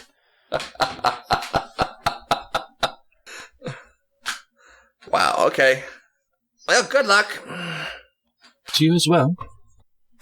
Hmm. He just continues collecting the Oh, slime. one other question. Are they solely cave dwelling? Do they have eyesight? Would they be bothered if we used a light? They don't seem to like light much. Hmm. That's definitely good to know. I'm not able to see in the dark as well as my diminutive companion. Hello. Yep, I'm a gnome. We go in caves a lot. We're used to this. So, if we go in there to get slime from the snails, and there's eggs, like how big are these eggs? What should I keep an eye out for to avoid? He holds up his fist. Ah, fist-sized. So smaller stones aren't going to be them. So if it's a bunch of gravel, we should be fine. Noted. What's the purpose of this slime? Like, who do you sell it to? Who buys this? Oh, this makes great glass. Oh. Okay. Some of the So best. it's a thermoplastic. Yeah. All right. So you could make a Cool. large greenhouse for your tree to live in. Or for my shoe trees. That sounds great. Yes. Well, yeah. Pidge is starting to look at this snail slime with a different appreciation. Yeah. Flail snail Yeah. slime makes great glass in D&D, so it's Does it have any It's just- other unusual properties, or just that it's easy to melt for glass? it's easy to melt for glass. This is literally a D&D creature, and this is literally exactly what the book says these things are for. So, just a cool I little like it. creature. Yeah. A cool little detail. So, Yeah, Orchid just wouldn't know it Yeah. without asking, so. yeah, I gotcha. Greenhouses. Like, we could be the Amsterdam of Nicomoy. Okay. All right. So let's not kill these snails, guys. Let's all agree. Capture. Yeah. Well, we'll see. Yeah. I mean, if one comes at me with a knife, I'm hardly gonna, Non-lethal damage. I'm prepared. All right. So, thank you, kind stranger, who told us all about this stuff that you. I'm a little worried about stepping away from this guy because he might kill us once our backs are turned. Especially if he touches glass. Yeah. Well, I was already picking some up before he came over. He didn't attack. Actually, I do have one more question. You seem to be, a pretty good expert on these snails. Is it by any chance their breeding season? Yeah. They don't breed very often, but they do breed. Okay, are they like lobsters where they just kind of go ravenous for it during, like they come across a member of the opposite sex and they just kind of go for it? Like eat them? No, just Amorous? Yeah, are they particularly amorous during breeding season? Not that I know of. Oh, it's a shame. I can change you into one if you want to distract it. Is that what you're suggesting? Because I can. It's like off to the side. If we're kind of like whispering, like just kind of off to the side, we're like, no, I was just gonna make this guy smell of snail pheromones, so they chase him. Ah, but he might die. Don't tell Orchid. She's still just picking away at it. Just kind of guide you towards the cave, away from this poor innocent person that you want to kill. Okay, we'll call that Plan B. Plan B, yeah. So, do you want to be a giant snail? Not right now. Okay, because I can do that. It probably works. Can I be a giant snail? Ooh, is that part of the plan? I can distract them. I mean, you can't. All right, how about we call that Plan C? Okay. Plan S. Plan S. All right. So what are you guys doing? To the cave. Orchid just Okay. raises her hand axe again. Like, I'm sure it's worn off by now. Oh, light? Yeah. It lasts for an hour. But I'll redo it, I don't mind. Alrighty. It's a cantrip, I can do it all the time.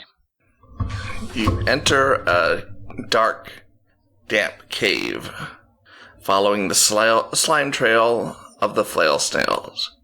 Various passages branch off, and other slime trails join with the one that you go through. Join the Firebreathing Kittens Guild, they says. You're going on a beach trip, they says. No. Good times. Should have read the small print. Question. Yes? Are these CR1 or lower? I don't know what that means. Challenge rating 1 or lower. No, they are not. Darn. I cannot become a snail for free. Continue. You come upon the first snail. Its shell is as big as, Mendax or Orchid. And you can see immediately why they're called flail snails. Sticking out where the typical the eye stalks of the snail are located are 6, I guess you'd call them appendages or tentacles. That on the end is a massive spiky object that looks kind of like the head of a flail. All right. What if we took a morning star and stuck it on a snail? The shell is bright and seems in the light, and it just about every color you can imagine is coming off the shell. You're so shiny. Very iridescent. I can't sing Moana, but yeah. This is a flail snail. It hasn't moved toward us or anything like that, right? No, it isn't. It has not moved towards you currently. Orchid's going to look around at the rock of the cave, see if there's anything, possibly rock salt or anything else that might be able to be chipped out of potential use. Make an investigation check. Although I can't see the snails setting up camp in a place with rock salt in. Well, no, but they might avoid the rock salt. It's a 21. You find pockets. There above the they're in the walls above the ground. They're not. Can I roll to see if I see any eggs? Yeah, sure. An investigation of 22? You find a single egg in a nest nearby. Whoa, pocketed. No, as soon as you approach the nest, the snail rears up. Oh, wait, no. Is there a snail nearby the nest? Yes. Oh, well then no, I would only... Okay, so this is probably not how this spell is supposed to be used. It's never stopped us before. There is a spell called Tiny Servant. Nope, that's range touch. There's a spell called Animate Objects. What are you trying to animate? Aha! This one says range 120 feet. The egg. Animate Objects. 5th level transmutation, casting time 1 action, range 120 feet. It's just the better version of Tiny Servant. Duration up to 1 minute. Objects come to life at your command. Choose up to 10 non-magical objects within range that are not being worn or carried. This is probably tiny, right? Yes. That's just one object. Okay. Each target animates and becomes a creature under my control until the spell ends or it is reduced to 0 hit points. As a bonus action, I can mentally command any creature I made with the spell if the creature is within 500 feet of me. And I say, come here, boy, come here. Who's your good boy? Nothing happens.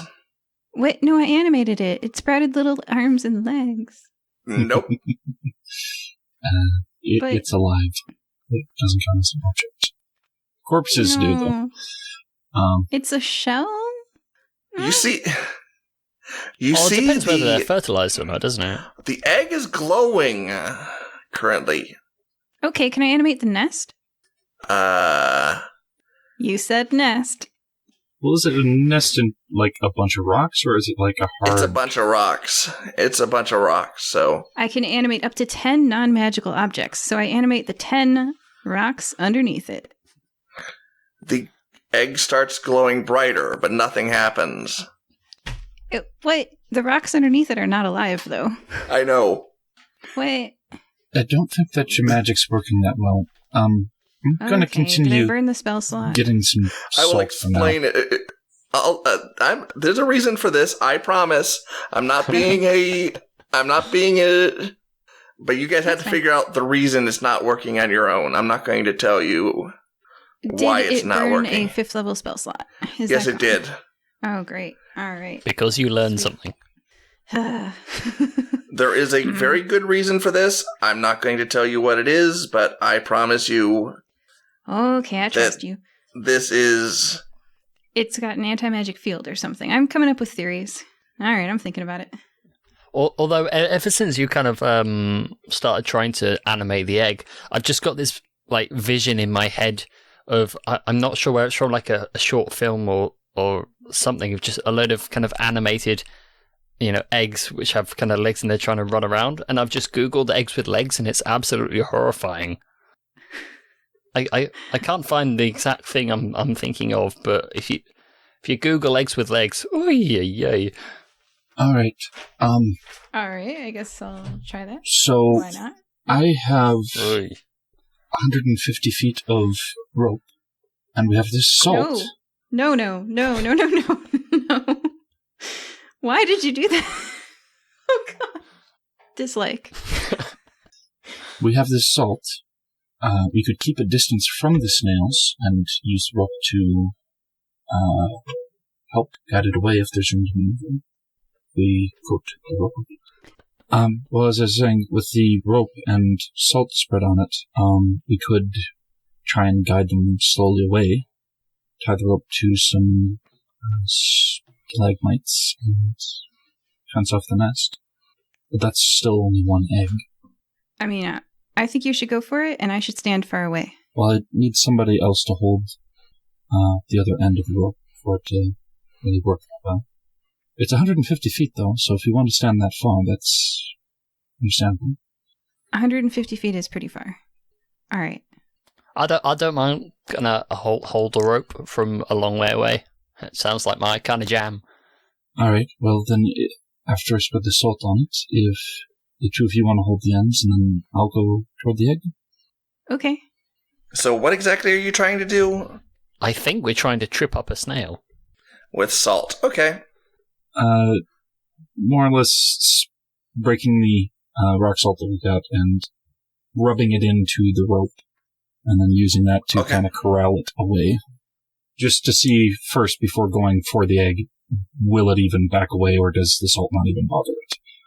Okay, so what do you guys? So tell me what you guys are doing, exactly how you're doing it. So I stand 150 feet back. I hold on to this thing. Okay. Orchid, it's all you. And to very slowly move it out, just a hand in front of me holding part of the rope as they hold the ends. A motion from just a step to the side to keep moving closer towards the snail. The snail notices you. It seems to be... It turns towards you as you approach the nest. And put the shield in front of me and hold the rope. Just take one more step forward. Okay, the snail starts moving towards you. All 5 of its flails raised. Just going to pause and wait to see how close it gets if there's no movement. It stops moving when you stop moving. How quickly does it move? Because Not very quickly. Shuffle a single foot forward. It reacts as soon as you move. Just motions over at Pidge and Mendax to just talk.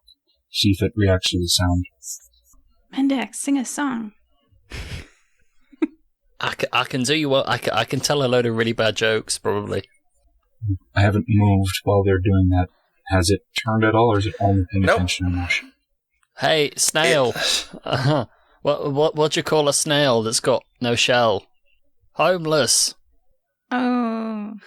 Hey, I wasn't looking for for reviews right now. That's a very terrible joke. Oh my. But No response. it definitely seems it doesn't care about the sound. It could be just seeing me move, even the slight amount. Really good eyesight, despite being a cave-dwelling animal. Or it could be it's sensing me on the ground. Pidge jumps up and down. Oh yeah, the snail turns one of its eye stalks towards Pidge. But seeing that you're not close to the nest, it doesn't seem to respond. I have an idea. So it's got tremor sense. Yeah, what's your idea? If the two of you could tie one end off to something, and, Do you want me to cast fly on you? well, I would like that, but I also want to test something as well. Tie one end off, and then the two of you hold the other end taut as I hang on to the rope with the fly as well, and see if not touching the ground, if it reacts. Okay. While we're doing that, I'm like, hey, snail! What happened to the snail that turned up to the police station all foamy and fizzy? He filed for assault. That one was Assault. slightly better. I just hand you a broom of flying, because that doesn't cost me a spell slot. You want to just try that out? You can carry a rope. I don't know. That was a really bad joke. I'm aware of that. I tied the rope, and I handed you a broom of flying. What do you do, Orchid?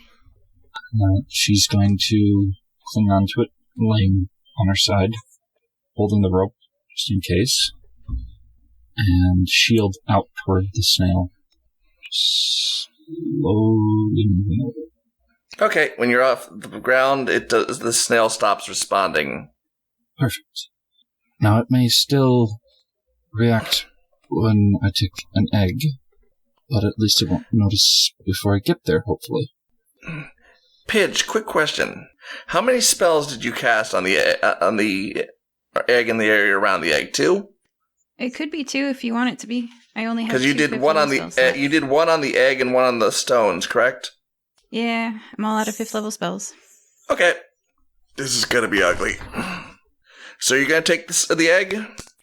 Moving towards it first and just watching to make sure that the snail doesn't do anything. Okay, the snail does not respond at all. He's rolling a lot of dice. I'm a little concerned I just charged up that egg with 2 5th level spells of explosion power. All right. But your character doesn't know that, so But goodbye. it is Orchid. glowing. It's good knowing you. It is glowing regardless of the hand axe, correct? That is correct. Oh, did it start glowing after I cast the spell on it? Yes, it did. Oh, no. Can I make an Arcana Okay. check? Can I do an Arcana check? Sure. Okay, I mean... Uh-oh. Non-natural 20? Yeah, you think it might have absorbed the energy from the spells that you cast on it. Oh. Do I have time to tell that to Orchid, or does Orchid reach the egg first? When that's did a I figure that 25. out? Yeah, Orchid's also figured that out. I have a climbing kit. I'm going to try to use the shield underneath me and the pickaxe to just lightly nudge the egg to see if it reacts. Oh, yeah. Oh Make my. a constitution save, please. Uh-oh. Uh-oh. Here lies Orchid, killed by explosion egg. As the thwomp, every bit of energy from the... 17.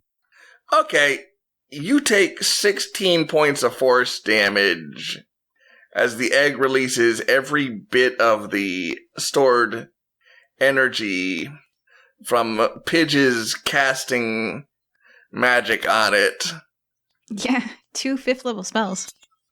It does 1d6 per level of the spells cast on it. Since I'm flying on the broom, does that push me upward, or am I still just at the same height? It pushes. Okay. Yeah, that's... I'm grabbing the rope with the pickaxe to try and keep myself from slamming into the ceiling. Yeah, that was the half damage, so, yeah. These creatures may look harmless, but they have some really nasty abilities, especially when spells are cast at them. Orchid is just gonna... Ow. That wasn't pleasant. She's gonna just move the shield enough to see, is it still glowing? Nope. Just going to try and nudge it with the pickaxe again, just slightly. Nothing happens. Okay, good. Pidge, don't cast any spells at them. Okay, I call back from 150 feet away. Someone make a knowledge nature check. I think finally timing. Dirty 20. Since I'm right over the egg, I figure probably going to notice. I think it's finally time to reveal exactly what you're dealing with here. Flail snail, one of the more unusual creatures of this world. Its shells create a anti-magic effect that has various different effects on spells being cast on them, from completely negating spells to absorbing the energy of the spells Ah. and redirecting them back out. This thing is like my natural nemesis. These shells are used in creating a special kind of shield and cloak. And for the month after the shell is dead, it still have the same properties as the snail did when it was alive. And they're also worth 5,000 gold each. Ooh, hello. Oh. Pidge rethinks not killing it. 5,000 gold each, huh? Yes. Did the snail react when I nudged the egg when it was... Yeah. Okay. It also reacted to the explosion of energy. Just gonna... What did it do? Is it charging at him? Or is it charging at us? It's moving at 20-foot It's dash speed. snail charging. 20-foot dash speed. Oh. We can walk away. Yeah, we can. how fast is the broom? The broom is, I think, your movement speed, but flying. Yeah, these things are incredibly slow. Yeah, you can just lift up the egg from the nest and walk away. Well, or I actually broom away. do have dark vision. I didn't list it. Okay. Anyway, seeing as how it's slow it's going even when it's charging, I'm just gonna pick it up and move away. Float just straight up and then over so that if it's trying to figure out where I'm at, it will probably still search the nest. Yeah, it is searching the nest because it can't detect you at all. Well, guys, let's go get some more eggs. Also, I'm not going to cast any spells on the next ones. I would appreciate that. We do have a working strategy, though, since it can't detect until the egg is lifted up if we go from it. Okay. Let's untie the rope, though, just in case we need it for something else. Yeah, I untie the rope and I give it back to you. Oh, the creature slimes over the rope at one point, and it doesn't. The salt doesn't seem to have a whole lot of effect on the snail. Ah. Well, I still have a salted silken rope for one thing or another. Yeah, just in case you need one. The book You never specifically know. states the snail will be temporarily, but it then is not for very long, so affected by salt. So, another interesting little detail. Well, if I clean the rope and then let the water solve, then I can have some salt to lick. There you go. All right, on to the next nest. Now we know their secret. Okay. This room is a much bigger nesting area with multiple flail snails contained within. Ooh, I cast This fly was the one on you all faced. of us. Seems to have been a bit of a loner. Yeah, the trial snail. So, let me look that up. Fly is a... No chance you guys brought your own brooms of flying? Nope. Don't have anything magical other than a couple of small things. Okay, well, I can cast fly on up to one creature, and its concentration up to 10 minutes, so one of us has to stay behind as a lookout. And the other two of us can go fly in. One on the broom of flying and one with fly. So, who wants to be the lookout? I don't mind staying as lookout just because. If we do get into a fight, I've at least got my shield and armor, so... Okay. Oh, the broom of flying, I think, can carry one person. Didn't think about that. But yeah, it can. I think, right? Yeah, typically. Yeah. Okay, so we can all go. All right, so who wants to go on the broom of flying as a pair? I think you two should. You need some bonding. And I will fly. You're going to hear a lot of bickering. Well, do you want to steer it while I'm reaching over, or do you want me to steer it while you grab? I'm good with either, to be honest. Okay. Well, We'll take turns. Okay. So they're who's in front? Well, you'd want to put the bigger person at the back. In case they fall off. Who's taller? 6 feet. Okay, so you're you're at the back. Cute. Okay. Are you guys going left or right? And I'll take the other direction. This is a tough one. Well, given the choice, Orchid wants to do the right thing, so... So we go left. All right. I'm so confused. I think I'm going to shrug and turn into a pelican. Yeah. I have 10th level Transfiguration Wizards have one free polymorph for a CR1 creature per day. So I'm going to be a big pelican, about 3 feet tall. And fly and scoop, fly and scoop. You can fit a lot of eggs in that. Yes, that's my goal. So where do we need to be there with the broom? We can get like maybe one in each hand. Yeah, you guys can get 4, and I'll get all the rest. make a dexterity save, I guess. Wait, what? Okay, all right. You guys are collecting a lot of eggs then. Okay. Yeah. How many eggs are here? Because that's how many we're taking. There's at least a dozen eggs. Okay. Are We need they at least 3. spread into different nests or one big cluster? Yeah, they're spread out. Are they like 1 pile of rocks, 1 egg, or 1 pile of rocks, 3 eggs? Each, they're depend. Just It varies. it's varies. Yes.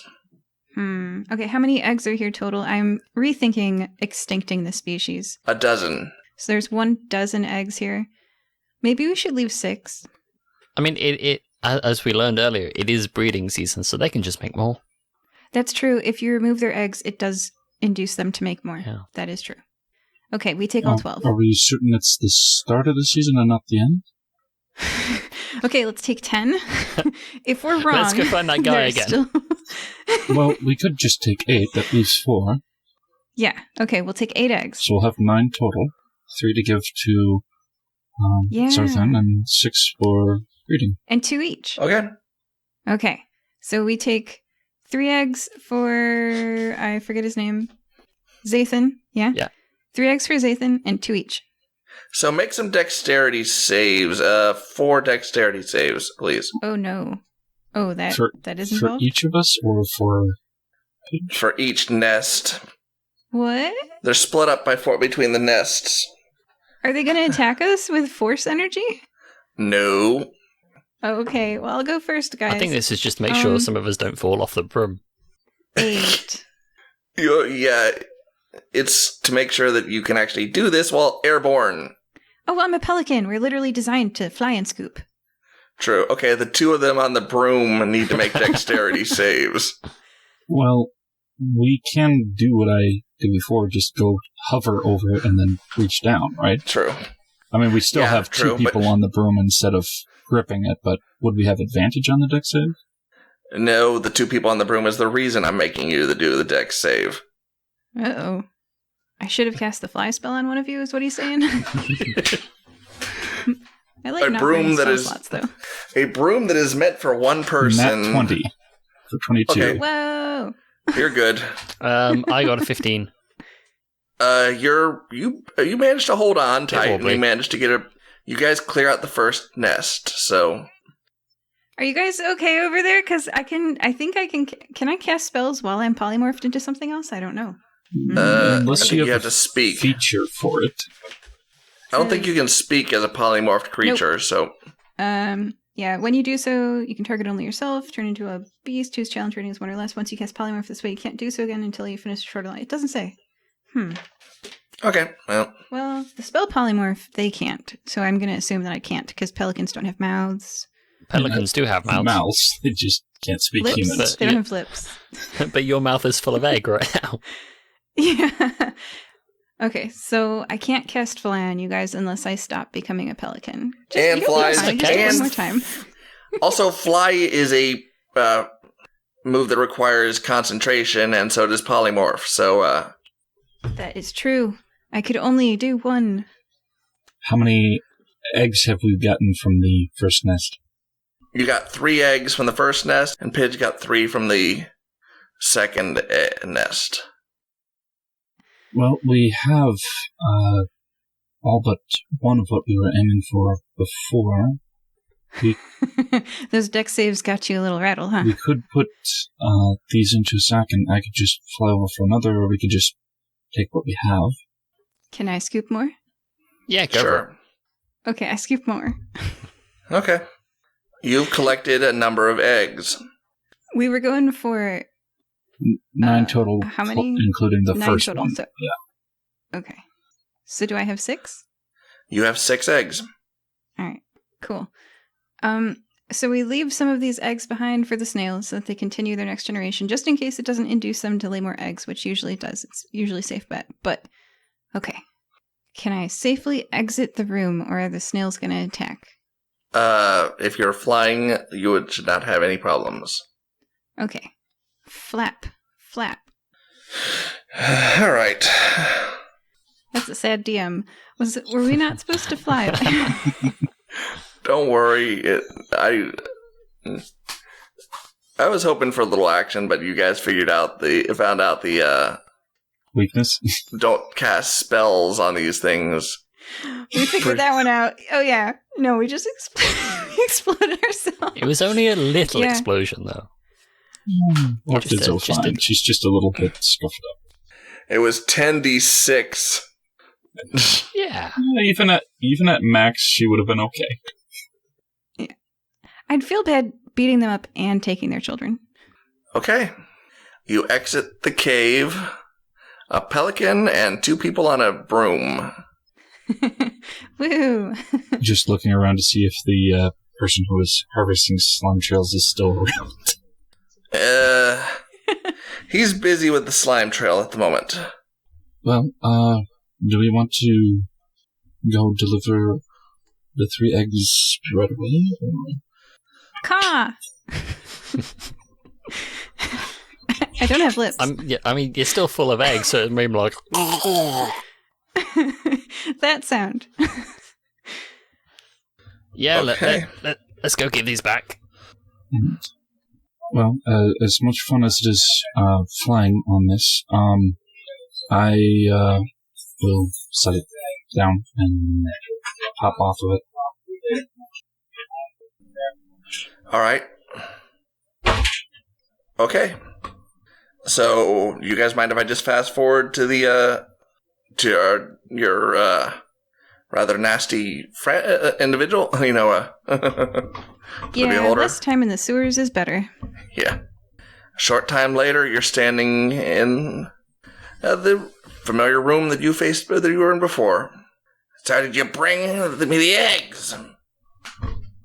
Orchid will hand over the 3 that she had. Ah, this will be quite good for research. My research is... I'm researching what my eyes do against various kinds of creatures. Flail snail eggs have...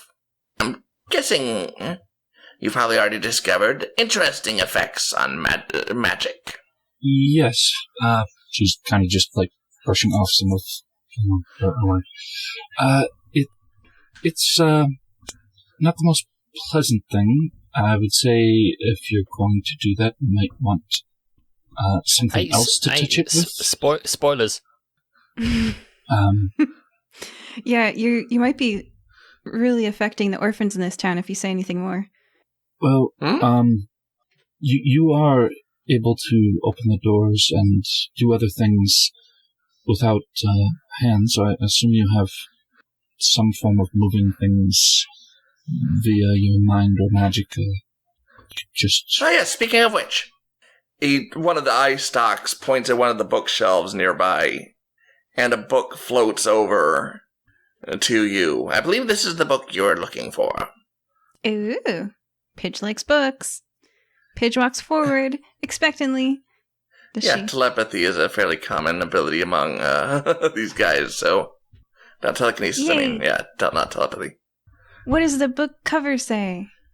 The Stone Colossus. Oh. Is this similar to the book that I had? It's not quite... It's more information than what you had, and more readable.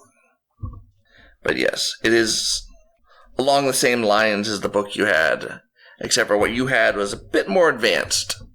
Ah, this is like how to understand, or a list of all the terms that will be used in the following Stone Colossus book series includes Kinda, yeah. Intro to Stone Golems. What's the You've reference done in, like... me my work.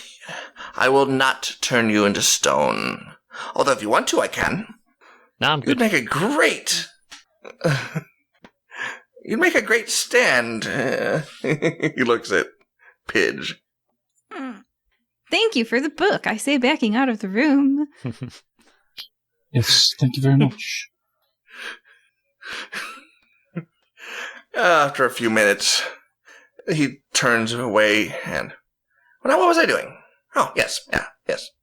And floats away. So And- I guess we just kind of back out of the room. And Yeah, back into the... I do. Although on the way out, Mendax will just kind of go, well, if you think about it, we took the eggs from the snails, so in a way we did hand over a couple of orphans. Oh. Well, they're not exactly orphans. They're more Did kidnapped. they? Yeah, we kidnapped children. But they're not sentient to the best of our knowledge. And with that, we will now be taking a short break. Ah. For you listeners, we will not be gone long, but for us, we will be a little while. So For now, we, Pidge, Bye-bye. Mendax, Keep an eye on those orphans. and Orchid. Goodbye. Bye-bye. We hope that you're enjoying this episode of the Firebreathing Kittens podcast. Please leave us a review on iTunes.com. You can subscribe to receive new episodes through your podcast player or by visiting firebreathingkittenspodcast.com or finding us on YouTube. Can you think of someone who might enjoy this podcast? Please share it with them. We don't pay to advertise this show, so the only way we can grow is through the support of listeners like you. Thank you. Welcome back to the Firebreathing Kittens podcast. I'd like to welcome back Pidge, Hello. Mendax, I currently have 2 dead jellyfish, both of whom called Martha. Yeah, you do. and Orchid. Hello. Last episode, I'll let someone else give a review of what happened. Roll a d20, people. Oh, here it comes. 11. 5. 19. Pidge. What? Oh, okay.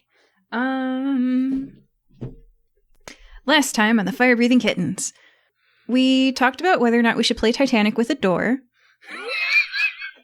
We became the proud owners of some new pet cages. And we met a new friend who was collecting glass and waved goodbye to him with our feathered wings. That's what I remember. I mean, that's all that's relevant. Okay, let's see if anyone else can give a little bit of When someone asks you input. to wash dishes, you break the first one and they don't ask you again.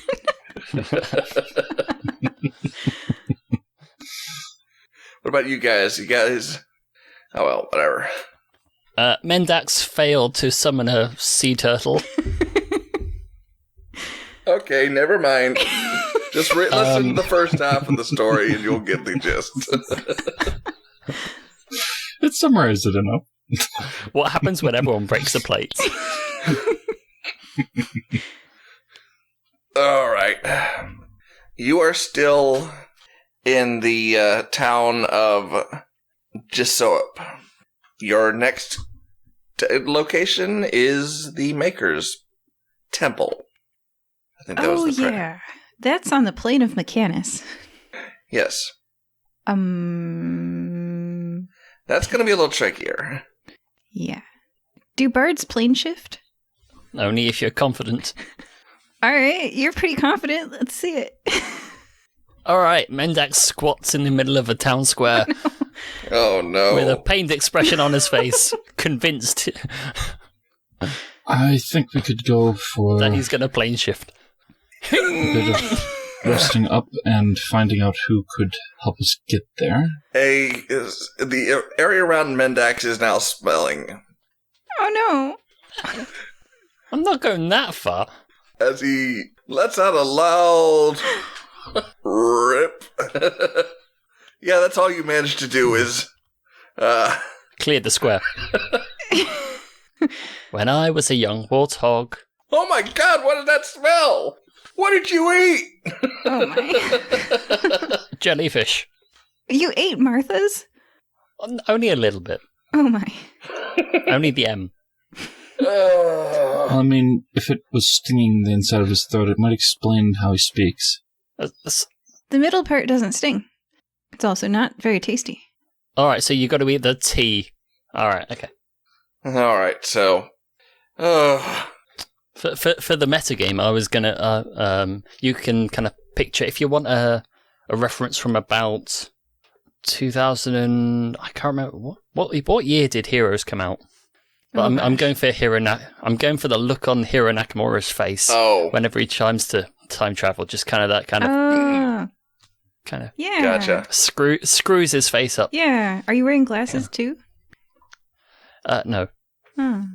I So it's not remember. quite it's not a 1-to-1 recreation. Sadly, I've only seen the first couple episodes, so. Oh. His name's Hero. It's pretty adorable. Because he's like, I want to be a hero. And his name's Hero. It's a look of adorable determination. All right. So, I Orchid, guess- do you have any ideas about how we could plane shift? Well, we could see if there's any, Mages Guild or Maybe there's I a don't train. know, Department of Transportation? Teleportation? Something to that? I don't know exactly. We had viceroys and things like that back in the Empire who would do that, but it was mostly trying Or to you get them could to stop ask. just sacrificing people. Or you could just ask. Ask who, DM? You hear a voice in your head. Terrifying. Okay. I feel like the universe is trying to tell us something. Does it sound familiar? To Pidge? Yes. Oh no. Hi. I say out loud to the cleared out square. I'm glad no one's going to see me saying nothing to myself. Who are you talking to?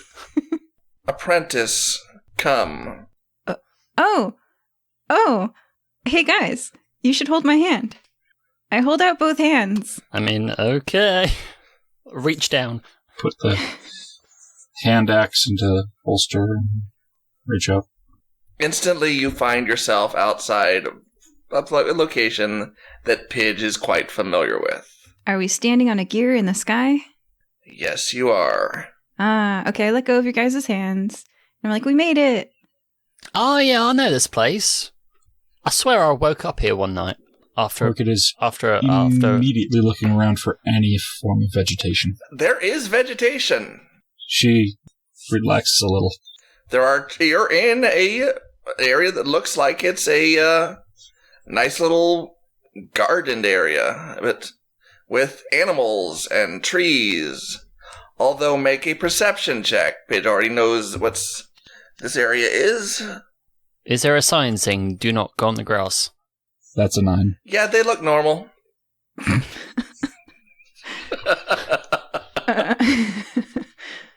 With that perception check, these things look just fine. Hey, She's perfectly relaxed. Mendax, why don't you do a perception check? I would be happy to. Okay, with my +3 to perception, I get a 7. They look normal. Yeah, I have a negative 1. I don't have a habit of commenting on what race people are as I walk around them, so I'm not going to point it out. Shrug. A perfectly normal squirrel walks across your path, scampers across your path, and a perfectly normal bird flies overhead. At least to you guys. Wow, this place seems perfectly normal to me. This I is thought it was going to be a place of mostly metal. I thought it would be strange going to a different plane, but no, this place is the most perfectly normal place I think I've seen in quite some time. Especially compared to that sewer. Oof. Yeah. Oh, did we have a chance to, take a short rest? Yeah, sure, I'll let you guys take a rest. All right. I'm going to smell less like sewer then. And regain a 5th level spell slot. Yeah, with your perception check, you don't notice anything weird about anything in this location. Why would me? It's all perfectly normal. So what exactly did the voice in my head say? It was like, hey, you, Pidge? Maybe you misheard. It said, all you had to do was ask, apprentice, come. Oh, okay, I should probably go then. So I'm like, hey guys, you want to follow me? I'm going to go this way. Above are, floating inside and out of a window in a tower, are large floating disc-like things That seems perfectly normal to me. made of metal. I think that Orchid just doesn't look up. I wave. All right. By now, you're known to the drones. Oh, yeah. You spent multiple weeks in this location. Yes, so, I did. I wave and I'm like, hi guys. So if you spent a couple of weeks there, did you name the drones? I named the statues outside of the room because I've got a statue problem. They're called left and right. So I'm Afterward, creative. hello. Good to see you again as you approach the door. Oh, that door. Do you have any new knock-knock jokes for me? First to give it a tickle, right under the knob. I'm like, hey, tickle, tickle, tickle. I believe last time I used the orange one. Yes, you did. Okay, give me a sec. Knock, knock, I say to the door. Who's there? Tank. Tank who? You're welcome.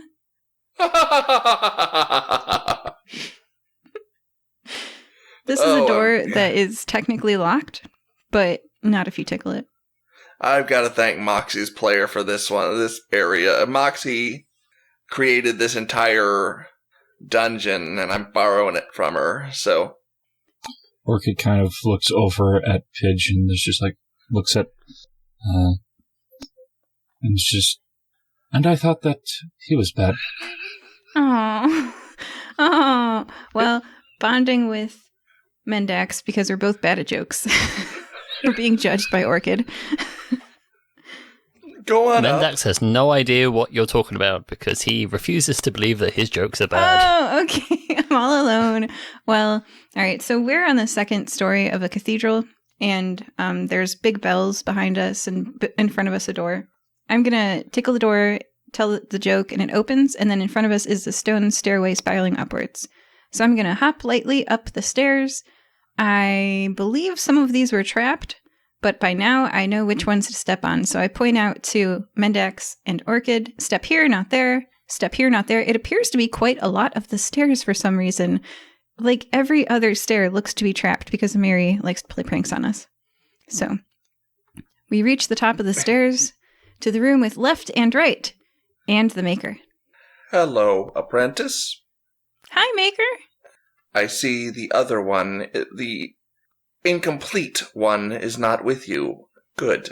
Oh, Tin Man? Yes. Oh, why? Do you think he's cute? He is imperfect. Oh, you want to fix him, don't you? Yeah, she did not like Tin Man all that much in the past, so... But she trained him, so... Yeah. All right. I received information that you seek information that I possess. Yes, please. It is in an old workshop of mine. I can allow you access, but you must do a job for me in the workshop before I can give you the information. A set of inventions I created ran amok in the old workshop. If you want the information, you must clean it out. So you want me to bring back the parts? No, I will retrieve them myself. Simply clean out the workshop. You want me to break them down into parts? Yes. All right, you guys want to do that? Yeah, well, I'm always up for smashing stuff. Before I created my magical cleaning tools, I attempted to create similar drones for cleaning and repairs. Ah. They had the ability to create more of themselves. Oh. They multiplied and multiplied and got to the point where I could not, with my large frame, deal with them fast enough. Oh, that sounds like a problem. Yes. By myself, I could not deal with them. But I feel that a smaller group of beings, by the way, the Maker is quite large. For those who do not know, this is a good-sized construct. We might be able to deal with the creatures and shut down the one that is generating them for... Orchid? Mendax? You want to lend the Maker a hand? I heard smashy smashy animal in. Yeah. Can do, Maker. Very well. I will teach you as well, if you return. Ooh. The Maker's a great teacher. I elbow Mendax, and I'm like, you could learn a thing or two. Well, do you know any good songs? Or are you just into techno? Yeah. I am into tech No. Oh no. Not techno. Orchid, All what do you right. say? I'm into an assortment, but I haven't really listened to a lot.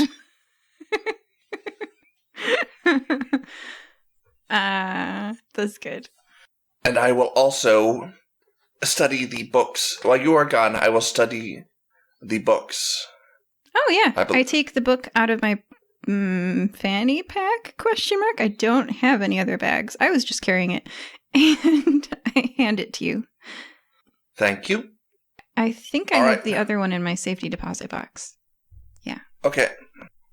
So, the maker looks at you and waves her hand at a circle in the middle of the floor nearby. That should send you to where you need to go. Would you say we should prepare anything specific to take with us? Your weapons.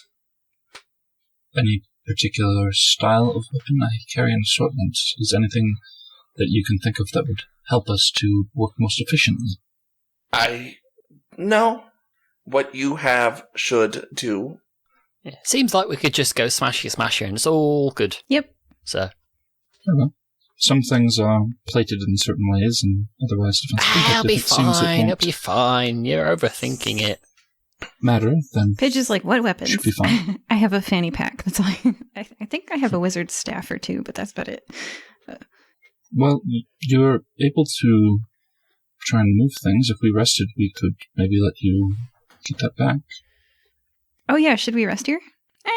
It's fine. Let's go. You may rest if you like. I have no need of such, but you may. I remember that you had those kind of needs last time you were here. Yep. Sleeping and bathroom, things that you have evolved beyond. Nah, I'm good. Let's just step on the circle. Okay.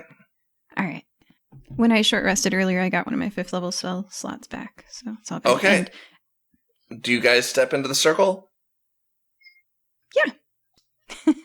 Yeah. With hand axe strength.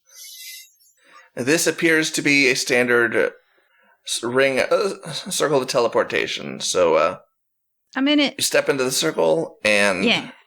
you vanish to reappear outside of the warehouse. The kind of building looks sort of like an old warehouse. It's not all that impressive. Where the last place had been a temple, this place doesn't look all that.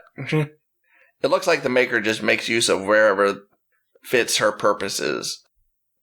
I like warehouses. Sturdy floors, tall ceilings. Looks perfectly normal to me. Does there appear to be any catwalk or support beams or anything? You're currently outside, so Can't see them yet. yeah. Okay. So are there any handy ladders going up the outside? Oh, you want to be up high? Nope, just 2 big doors. Oh, I mean, the maker might have put fire escapes in. Yeah. So, battle strategies. We could make a sound and have them come out towards us and fight less of them at once. Or we could wait outside the door and, get the first ones. They wouldn't even see us. We could get the drop on them. So do we want to go inside and fight them on their home turf or bring them outside the warehouse to crush them? Because we're on a destroy mission. What do you want to do?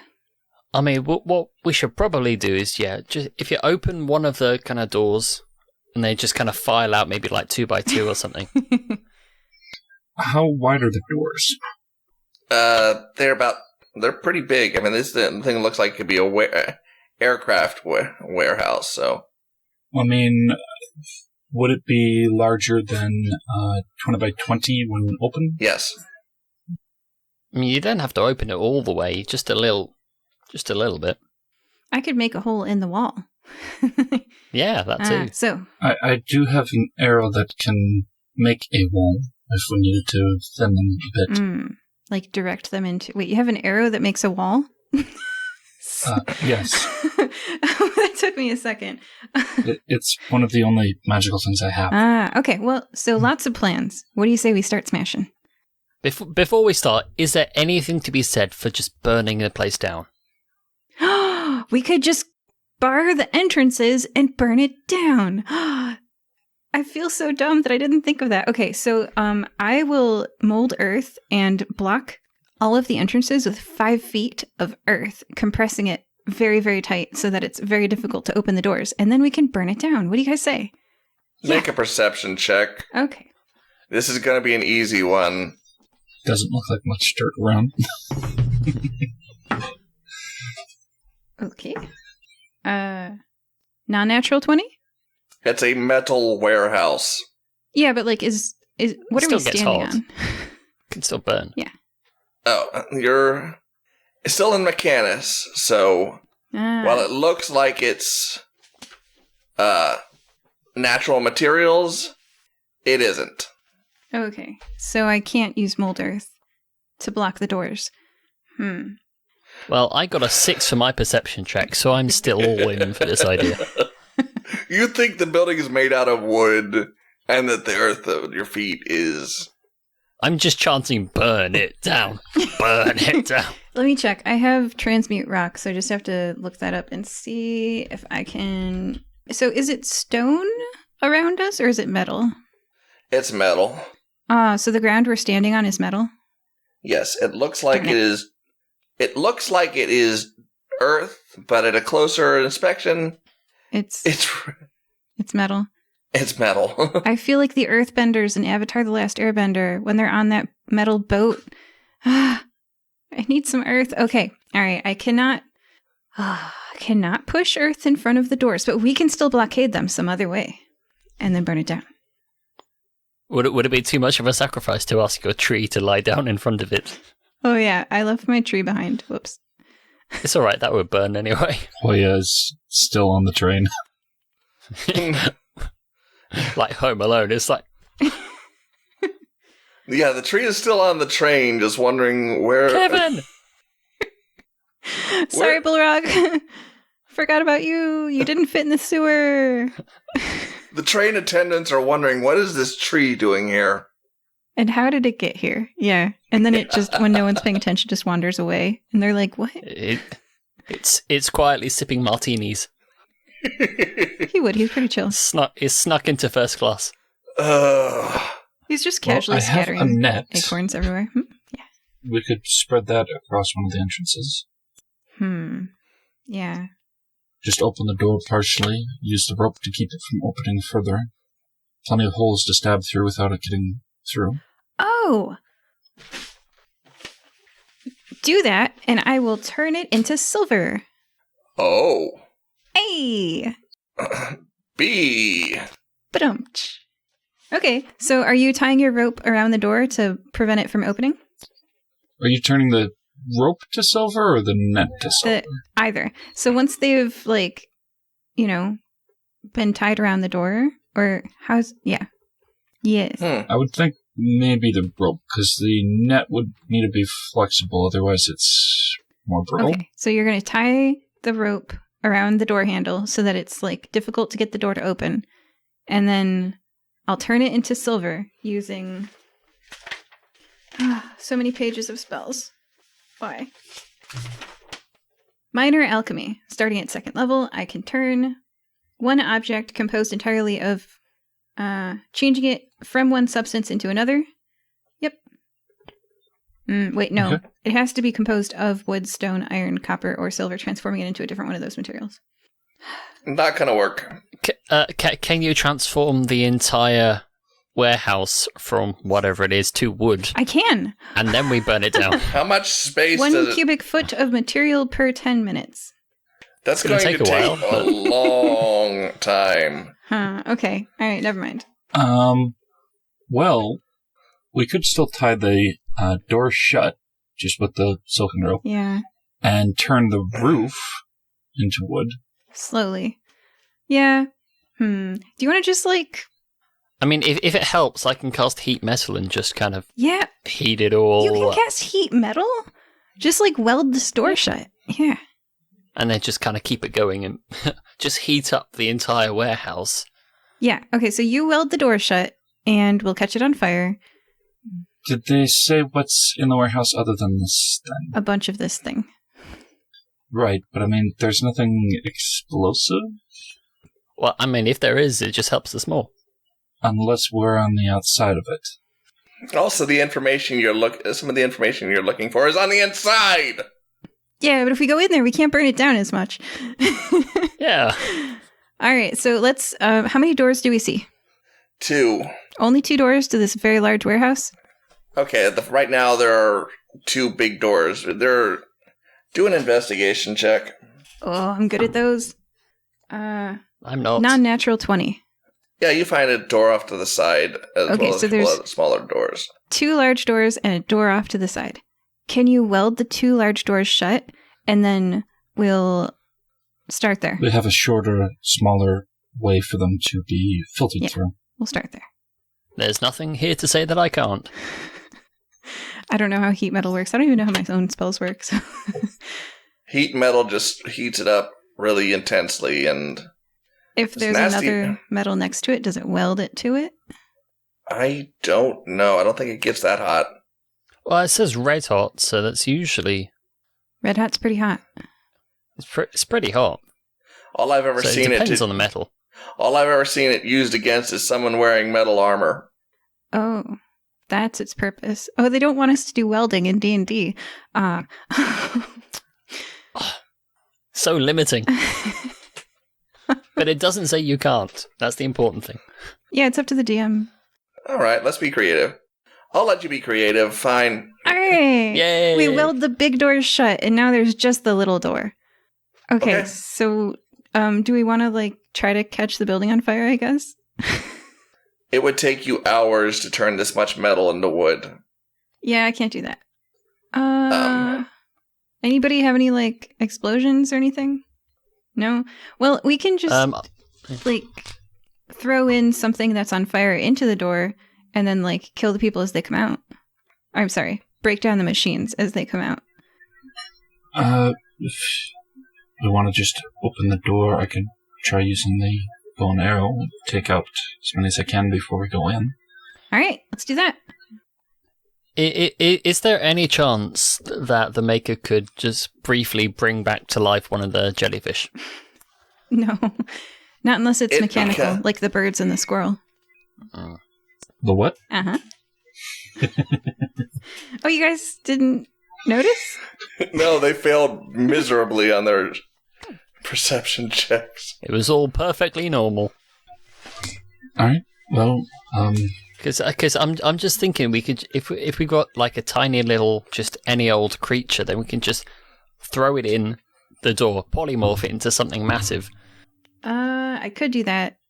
It would probably just attack us. We'll shut the door. Yeah, I can. Do you have any small creatures you want to volunteer? Well, I've only got 2 dead jellyfish right at the moment. while they're still going back and forth, Orchid is finally just open the big door slightly and back up, pulling out her bow and arrow. All right. You've had enough. Nothing happens when you open the door, currently. Can I see anything moving about inside? Yeah, you see movement. And also a building... Okay, who's a Doctor Who fan here? TARDIS. Hit us. Much bigger on the inside. Oh, gosh. Oh, we could not have burned this down. How much bigger? Not with that attitude. At least 2 to 3 times the size of the warehouse. Okay, new plan. Keep this warehouse preserved as best as you can because it's awesome and I want it. I'm glad I had a glad I had a Doctor Who fan in the group that would know the reference. Is there anything inside I can see target-wise? Yeah, there's a lot of small creatures roaming about. Just one moves one object to the side, and another creature moves it back. In the middle of the room is a massive construct. Anyone seen Aliens? Imagine the Queen, sort of, but mechanical, kind of like that kind of thing. And these are replicators. They're making more of themselves. Yeah. This is going to be fun. I'm gonna die.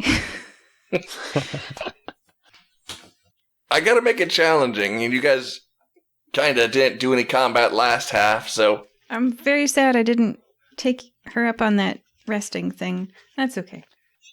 Do an erupting. Yeah, you'll be fine. Yeah. At least you guys didn't take any damage before, except for Orchid. Well, But- yeah, I took a little bit. All right. Are we 120 feet away from Big Mama? Yes, Like less than or within 120 feet? within 120 feet. Okay. You guys ready to go? I'm going to fire off an arrow. Mendax is cracking his knuckles. All right. Cracking his knuckles and tuning up. That is a 21 to hit the Big Mama. Yes, you hit the Big Mama. What are you hitting the Big Mama with? Mad insult. Your mama's so big. 3 piercing damage. Okay. The large mechanical construct turns towards the group. 3? And You said 3? It's the opposite of sneak attack. Yeah, I have a plus Oh. 2 damage. I rolled a 1. Okay. Big numbers. Yo mama is so fat she roll over $1 and make 4 quarters. oh, Yes, that makes sense to me. $1 is a unit of currency, and a quarter is I'm a unit aware of of lesser that. currency. About a quarter of it. All right. No, really. you two are a matched pair. You know that? Both really, really bad jokes. Hey, they're phenomenal jokes. I'm going to do Exploding Earth. Before it can move, I'm going to be like, explosion! 5th level, Erupting Earth, and it's dead. No more fight. Nice. Can I do that? You can't kill it. Well, is the flavor text for that? Is the flavor text for that spell just it dead? Let's see. So the damage increases by 1d12 for each spell slot above 3rd. So it takes 5d12. I don't know how to... Which one's a d12? Is that the one that's mostly round? The one where the highest number is 12. Yeah, okay. It's the most rounded one next to the D20. Wait, no. I could add my proficiency bonus to damage roll. Why didn't it add that? 25 damage! Wait, is that 6? No. 5. Yeah, 25 damage. Boom! Okay. You successfully cause an eruption underneath the thing's feet. And a large number of the smaller creatures around it get destroyed as well. But there's a lot of creatures. Yeah, that was me rolling So- really low. I'm prepared to repeat it. So that would have been a 7, actually. Because for some reason, the thing didn't add the proficiency bonus. Why would you get to add proficiency bonus to your attack damage? It's interesting. It's a one of the feats that I have. Okay. Interesting. Archery Prodigy. Okay. Thought that was odd because I was like, it should have been higher than that. Okay, so other than the really bad insult, Mendax, are you going to do anything? Yes. Okay, so Mendax, for flavor text, reaches onto his back and grabs his lutalele. Lutalele, really? Arr. Yeah. Yeah. And he just kind of gives it a quick dramatic strum of... Oh. And that's basically it. And he will cast Shatter towards a Big Mama. So, let me just read this out for you. It says, a sudden loud ringing noise, painfully intense, which is why I played the thing, erupts from a point of your choice within range, so from Big Mama. Each creature in a 10-foot radius sphere centered on that point must make a Constitution saving throw.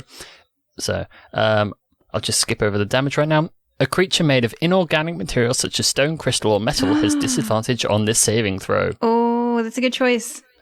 So, I would like you to make a Constitution 16 saving throw. Okay, if the at all little possible. ones shatter around it. I'm not even going to bother with So for with them. disadvantage as well. But I'll do the big queenie. Yeah, she failed.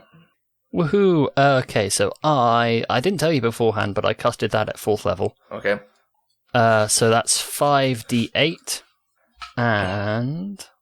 In order to speed up this process, because we're running a little later than I was anticipating. Yeah, everybody roll your dice before your turn.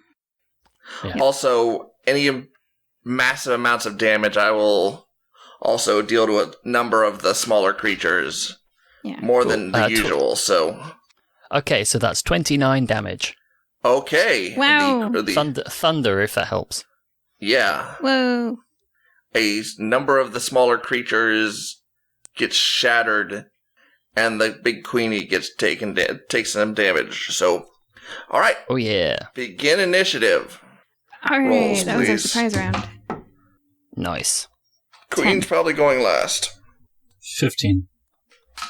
I have an unnatural 20. So, Mendax, Orchid, Pidge got a 10. Pidge, Yeah. and Enemy. That is the initiative order. All right, Mendax, back to you. All right, so Mendax looks thoroughly thrilled by the effect his spell had, but he doesn't want to do it again because he thinks it would be a bit boring.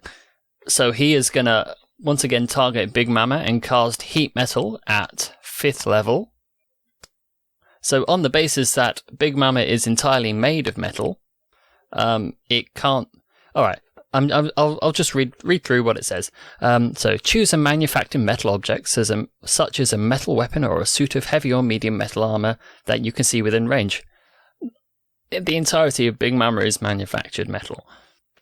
You cause the object to glow red hot. Any creature in physical contact with the object takes 2d8 fire damage. I'm boosting this up a bit by doing higher level. Until the spell ends, you can use a bonus action on each of your subsequent turns to cause this damage again. Whoa. If the creature is if a creature is holding or wearing the object and takes the damage from it, the creature must succeed on a Constitution saving throw or drop the object if it can. Obviously, Big Mama cannot drop herself. Yes. If it If doesn't- she dances, she can. Yeah. If it doesn't drop the object, I'm just gonna if it doesn't drop the object, it has disadvantage on attack rolls and ability checks until the start of your next turn. Holy cow. Let me show you why that was a mistake. Uh-oh. Oh, Uh-oh. well, The Well, queen you know. is the object. yeah, she can't drop herself, therefore she heats up. No, mess. you're not reading what you just read. What? Any creature Constructs that count comes as in creatures. contact with the creature, or the object. If the queen is the object, Yeah, you could heat the floor since it's metal. And she could scurry congratulations. off All right, with it. Queen all right. just In that case, can I aim it at like her underpants, you can like She's- metal underpants? She's attached She's to in- the floor currently, so you could possibly heat the floor, but you almost just gave the queen heated weapons there. That would have been probably Gotta make it fair, right? You know. Well, she's a creature, so I wouldn't have worked on that. But All yeah, right. that's a good. That would be a good attempt if she was actually wearing any metal object. She is the object you're trying to cast it on. Well, so she might be the floor, though, right? So, can we go Yeah. with that? yeah, that works. Okay. Haha. Try to take I off the will- floor. I will cast it in such a way that this plan works. And That's my way to get around it. Okay. I really like the ongoing damage. I wish I could do something So like do that. I. Okay. So. Oh, I just do the damage. So Yes. that's handy. But that was a good attempt. But there's always sometimes it just I'm Anyway, that's another 29 damage. Whoa. Okay. Because as we discussed, I cast it in such a way that it works. Orchid, you're up. I'm going to pull out multiple arrows.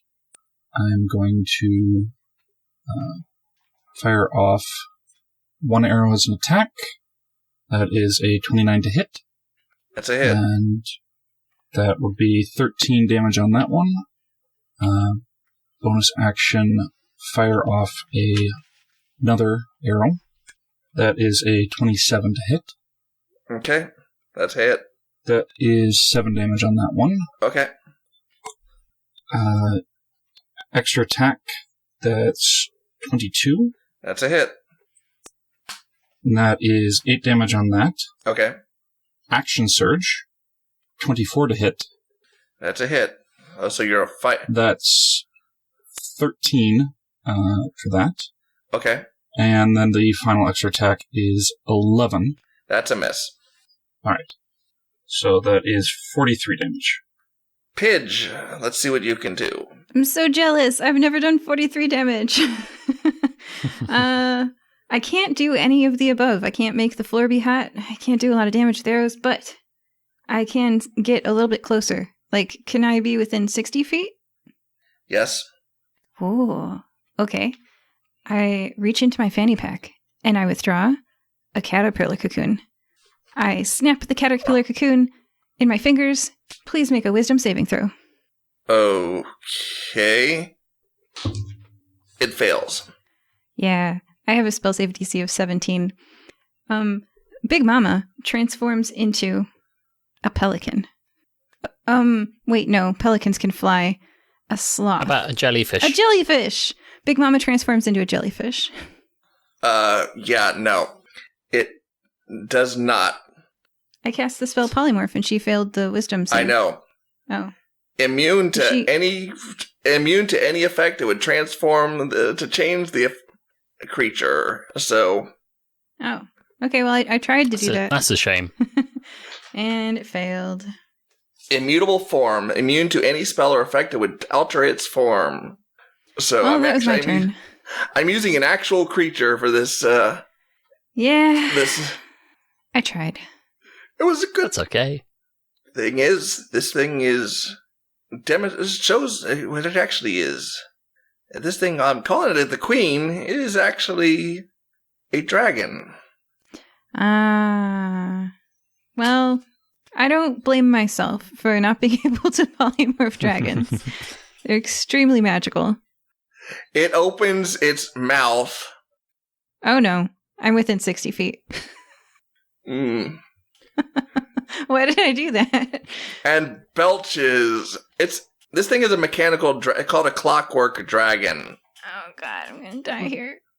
And belches onto Pidge. How close is everyone else to Pidge's current locate? Currently? They're probably pretty far. I'm the only idiot. What is the range for this weapon? Okay, not far enough. Make a dexterity save. Nat 1, I'm paying for that nat 20 earlier. Oh. I used it right away. Yeah, and this is gonna. Alright, hope you guys are okay 13, with transporting a dead Pidge. What? Actually, don't bother. I can't be 21. revivified. Just leave me here. They can use my parts to make more of themselves. 32. 39. 41 points of damage. Out of 54 hit points, I'm still alive. And you are currently stuck to the ground. Oh, not for long. I'm not alive for long. So, did you say 41 damage? Yes. All right. And you are basically covered in tar right now. And I'm down to 13 hit points. Oh, nice. Flaming tar. Flaming tar. Oh, that's my favorite. That's the best sort of tar. Yeah. This creature is meant to be a very tough. This was within your challenge rating. But that's my own fault. I tried to polymorph a clockwork dragon. I chose a creature that's within your challenge rating. I know, it's my fault. Okay, so I'm sorry, Pidge, if I ended up killing your character. Well, you haven't done it yet. I said if I ended up killing your character. We'll see. Yeah. I might live. Top of the round, Mendax. Alright, I have a bit of a question for you. Without necessarily having to kind of go into too much detail, does this thing have, like, any sort of intelligence? Like, on a scale of 1 to 20, what sort of... 9. Okay. All right. Okay, so, first of all, I'm going to use my bonus action to kind of keep up the heat metal stuff, so that does that damage again, just before anything, kind of extra happens, which is going to be 23 damage. Okay. And then I would like to cast Synaptic Static. So, this is a fun one. Says, so you choose a point within range, which is 120 feet, and cause psychic energy to explode there. Each creature in a 20-foot radius sphere centered on that point must make an intelligence saving throw. A creature with an intelligence score of 2 or lower can't be affected by this spell, which is kind of why I asked. A target takes 8d6 psychic damage on a failed save, or half as much on a successful one. After a failed save, a target has muddled thoughts for 1 minute. During that time, it rolls a d6 and subtracts the number rolled from all its attack rolls and ability checks, as well as Constitution saving throws to maintain concentration. A target can make an intelligence saving throw at the end of each of its turns, ending the effect on itself on a success. So, would you please make an intelligence 16 saving throw? Or, just roll lower. It passes. Ooh. That is a shame. It rolled a 17. It had a -1 on intelligence. Oh. The odds were in your favor, though, if you want to do that again. Yeah. And it doesn't matter anyways. It's immune to psychic. Oh. That is a shame. All right. Are you done with your turn? Because I have a reaction I'd like to use before starting mine. Yes, I am all done. As a reaction, I'm going to use shareable abilities to let Pidge use my second wind. Roll 1d10 plus 10. Ooh. And heal myself? Yes. Woo. Thank you. All right. Is that Orchid's turn, or is that anything else you're doing, Orchid? That was just the reaction. Okay. 16. So I'm going to move over to Orchid and put shield between her and the dragon and I. And You're going to move over to Pidge, you mean, because you just said... to Pidge. Oh, I'm not going to be here in like 6 seconds. Okay. Orchid doesn't know that. I could say that too. Don't worry, I'm fine. I whine a lot, but I'm fine. So, the shields there glows. You have +3 to checks and saves against magic for as long as you're there. Till next turn, if something is happening. And that's my bonus action, and I'm going to use a arrow to fire for the attack. That is 19 to hit. That's a on hit. The first, extra attack 17 to hit on the second. That's not a hit. Okay. So that's 10 damage, 10 piercing. Okay. Pidge. Hey. First? What? Oh. Ruh-roh. Night. Sorry, Pidge. What? I just rolled more than 13. Well, I have 29 hit points. Oh, okay. Thank you, Orchid. You take 16 points of fire damage, and you are currently restrained. I take 16 points of fire damage? Yes. That is exactly what Orchid gave me. I'm restrained. Does that mean that I can't cast spells? That is correct. Until you have to make a strength check to get out. But like, I can't like. Otherwise, Is it just like the? Because what kind is it? Material component requiring spells that I can't cast, or can I cast verbal spells still? you still both require physical movement of somatic components. Somatic. Which Somatic would be moving your hands, but if it's verbal only, then you would be able to. Gaseous form has a somatic component, and blink has a somatic component. So yeah, I do need to make. Well, that was my escape plan. I guess I'll make that strength check. This is bad. I got a 16 on the dice.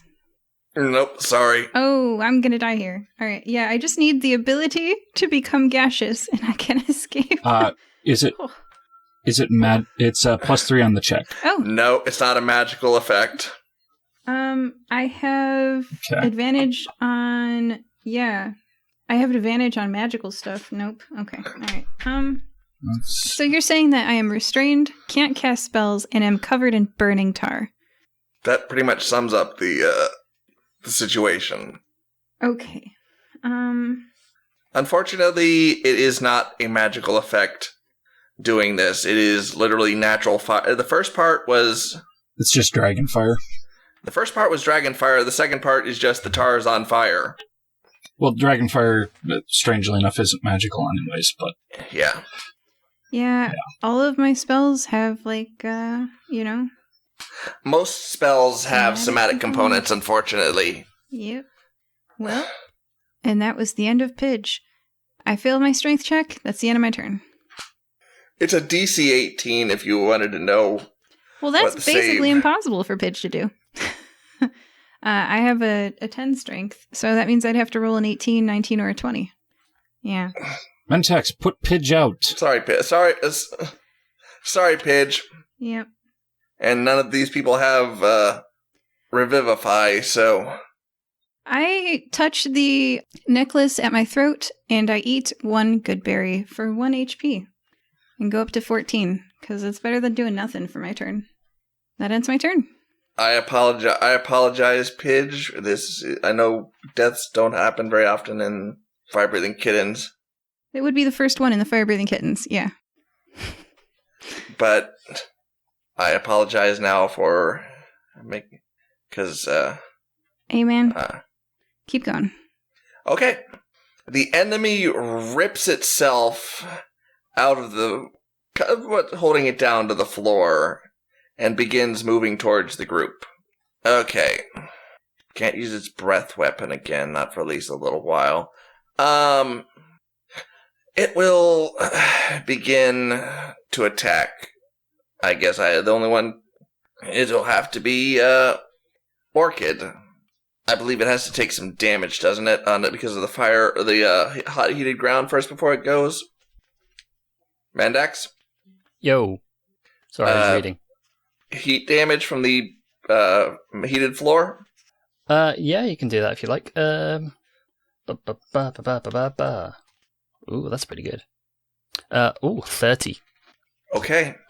The dragon moves over towards the group. It's currently sparking from where it ripped itself off the ground. So, and it is going to begin attacking Orchid. Okay.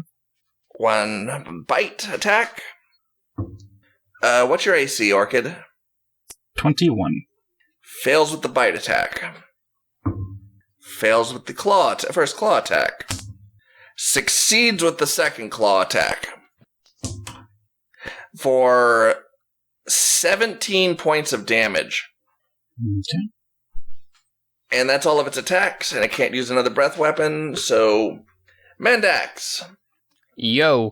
Okay, so within the fiction of the universe, seeing as it started to move and I specifically heated the floor, does that kind of, cancel itself out now? It's no longer in the area that you heated, so... Yeah. Mm. Yeah, so we can safely ignore that. Okay, I've got an idea. I cast Polymorph. On what? On Pidge. Really? Yeah. Yay! I did say, get her out. Yeah.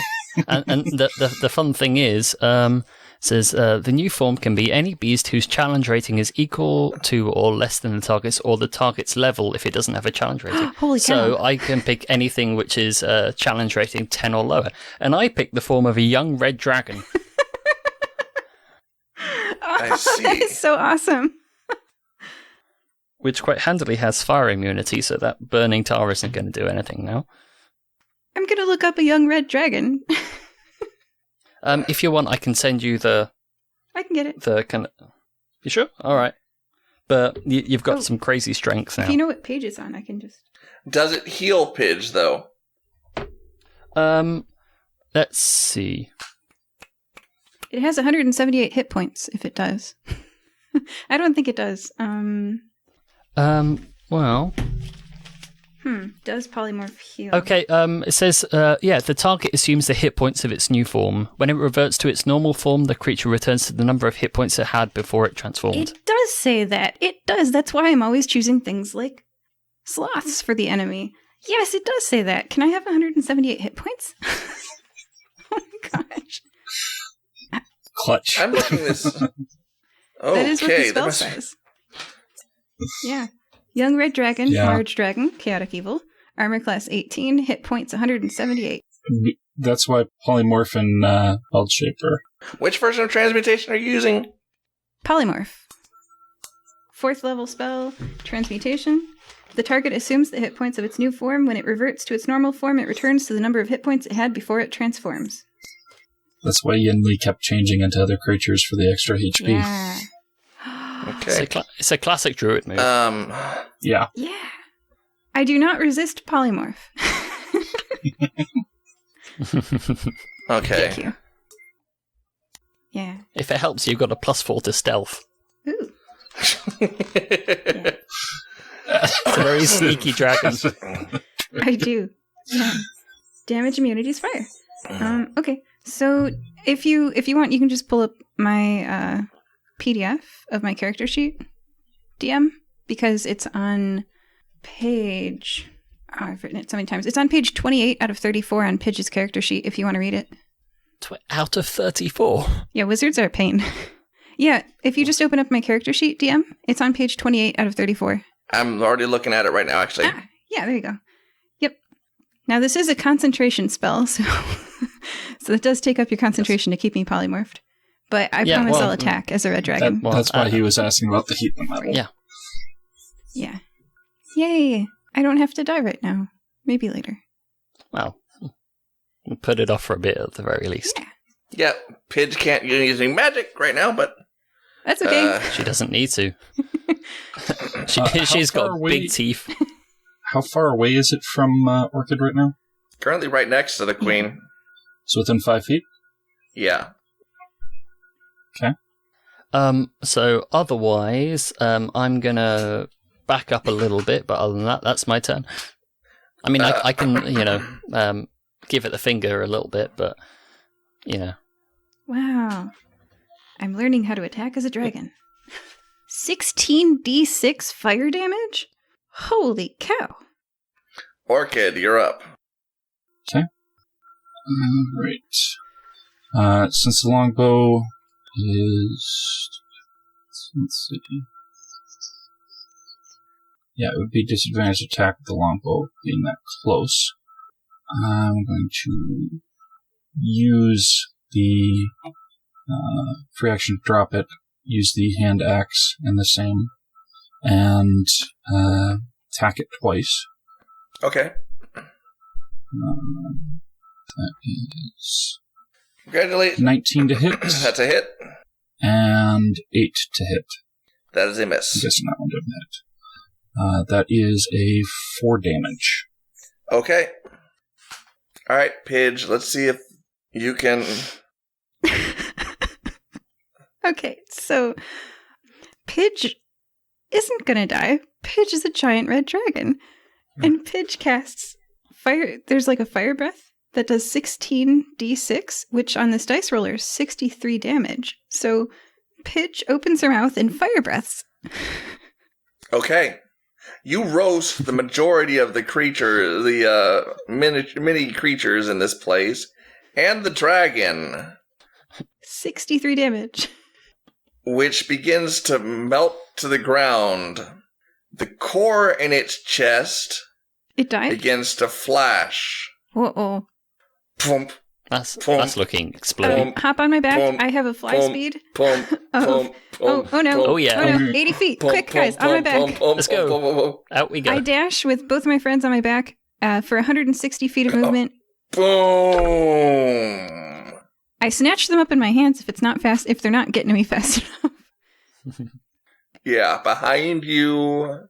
Oh man, this is so cool. So like exploding out of this warehouse, Pidge holding Orchid and Mendax in her dragon hands, fly speed of 80 feet. That means dash of 160. This is so much faster than... I guess I might take some damage as I burst through the double doors that we identified earlier. I have 178 hit points, so I'll take that bludgeoning damage and tuck my friends in close to my chest and barrel through the double doors and fly out as the fireball explodes behind us. That's really cool. As it was starting to flash, would I have been able to pull free action my shield arrow and plunk it into it? What is it? Does the shield arrow deal just shield spell? I can create a 10 by 10 shield or different sizes, but the 10 by 10 is 75 HP before it would go anything further than that. That works. Yeah. It destroys the shield, but it reduces the amount of damage done with the explosion. So we don't want the entire warehouse to burn up. Yeah, I think the maker... I mean, we kind of did. That's what we wanted to begin with. I love how we were planning to burn it down. And then we were remembering that we need stuff. We were totally sent here to, like, reclaim it. And we're like, so let's burn it down. Hey, she's the maker. Can make another one. Yeah, she can. I set you guys down on the ground for my giant dragon hands. And I'm like, now this is how I should have been using polymorph this whole time. You're welcome. Thank you. And I give you a dragon hug before turning back into a very injured Pidge. And then I remember that I had healing potions and shouldn't have eaten a good berry. And then I drink my healing potions. Hey, sometimes you're not that hungry. You just want a snack. Congratulations. I think we could do with a nice, very long rest about now. Yes. Actually, no, I'm out of combat. I'm popping the good berries in my mouth. 19 hit points. Okay. All right, yeah. Making a good berry smoothie. Yeah. Yes. Okay, so, whew. Is anything coming after us, or is the battle over? The battle is over. Oh man, that was a really cool ending. Is the warehouse burning down? No, it is not. Oh, good. I'm glad. One advantage of having a mostly metal warehouse. Yeah. Are there any, like, little replicator things still alive? Or did we get them all? No, they're gone. Okay. They were not very healthy, so when you were doing those massive attacks, I was killing off a number equal to the amount that the damage you guys did, so... Okay. Did the little ones have the ability to make more of themselves? That's what I was worried about. No, it was the queen that was creating the little ones, so... When the queen is dead, reproduction ceases. Yeah. All right. So I'm going to call out to the air. Maker, we did it. The area around you blurs and you reappear in the Maker's workshop. Good. I hope you did not do too much damage. 63. Pidge looks side to side. Tried to minimize it. Very Knowing well. that it breathed tar like fire would have been useful earlier, but we made do. Yeah, I almost died. It's alright. Almost is just another word for didn't. Yeah. Technically speaking, yes. Which is the right kind of right, isn't it? Very well. Thank you. I have studied the book that you left with me. I have left information that you can make use of. As well as for clearing out my warehouse, I will give you a gift. I think she walks over. I'm just going to leave this up to you guys. You guys can choose a rare item for your characters. Ooh. And consider them to be a present for completing the job. So, wow, I've got a button that turns jellyfish back to life. I said rare items. That would be one-time use, and then it dies immediately after. Oh, you guys! I actually can. Well, he's got to take care of them. When did this become a jellyfish murder podcast? The moment you drag them out of the ocean. Well, jellyfish and orphans, I guess. The orphans all lived. Did they? We did kind of not stop the orphans from being murdered in they're Jishoap. petrified. They can be turned back, maybe. I could probably revive Not the jellyfish. dead. Yeah. Well, thank you for joining us at Firebreathing Kittens podcast. Woo! That was fun. Oh yeah, we're supposed to sign off. Oops. We will sign out by saying, Pidge, Bye-bye! Mendax, Never forget, if you have a problem, turn it into a dragon. It really helps. Oh my gosh, yes. and Orchid. Salutations. Stay out of trouble. Bye! Thank you for listening to this episode of the Firebreathing Kittens podcast. You can find more adventures on Amazon.com in the bookstore, Firebreathing Kittens, all one word, podcast. That's right, you can curl up with a good book based on one of our podcast episodes. The authors do a really great job of adapting them into fun novels. And did you know that we have webcomics? Look for the adventures of Firebreathing Kittens on webtoons.com. We also have official merchandise on redbubble.com. Yes, that's right, you really can own a notepad with the Firebreathing Kitten logo on the front. Or one of your favorite characters. Go to redbubble.com and search for works from your favorite characters such as Frath, Amonist, Azreen, and more.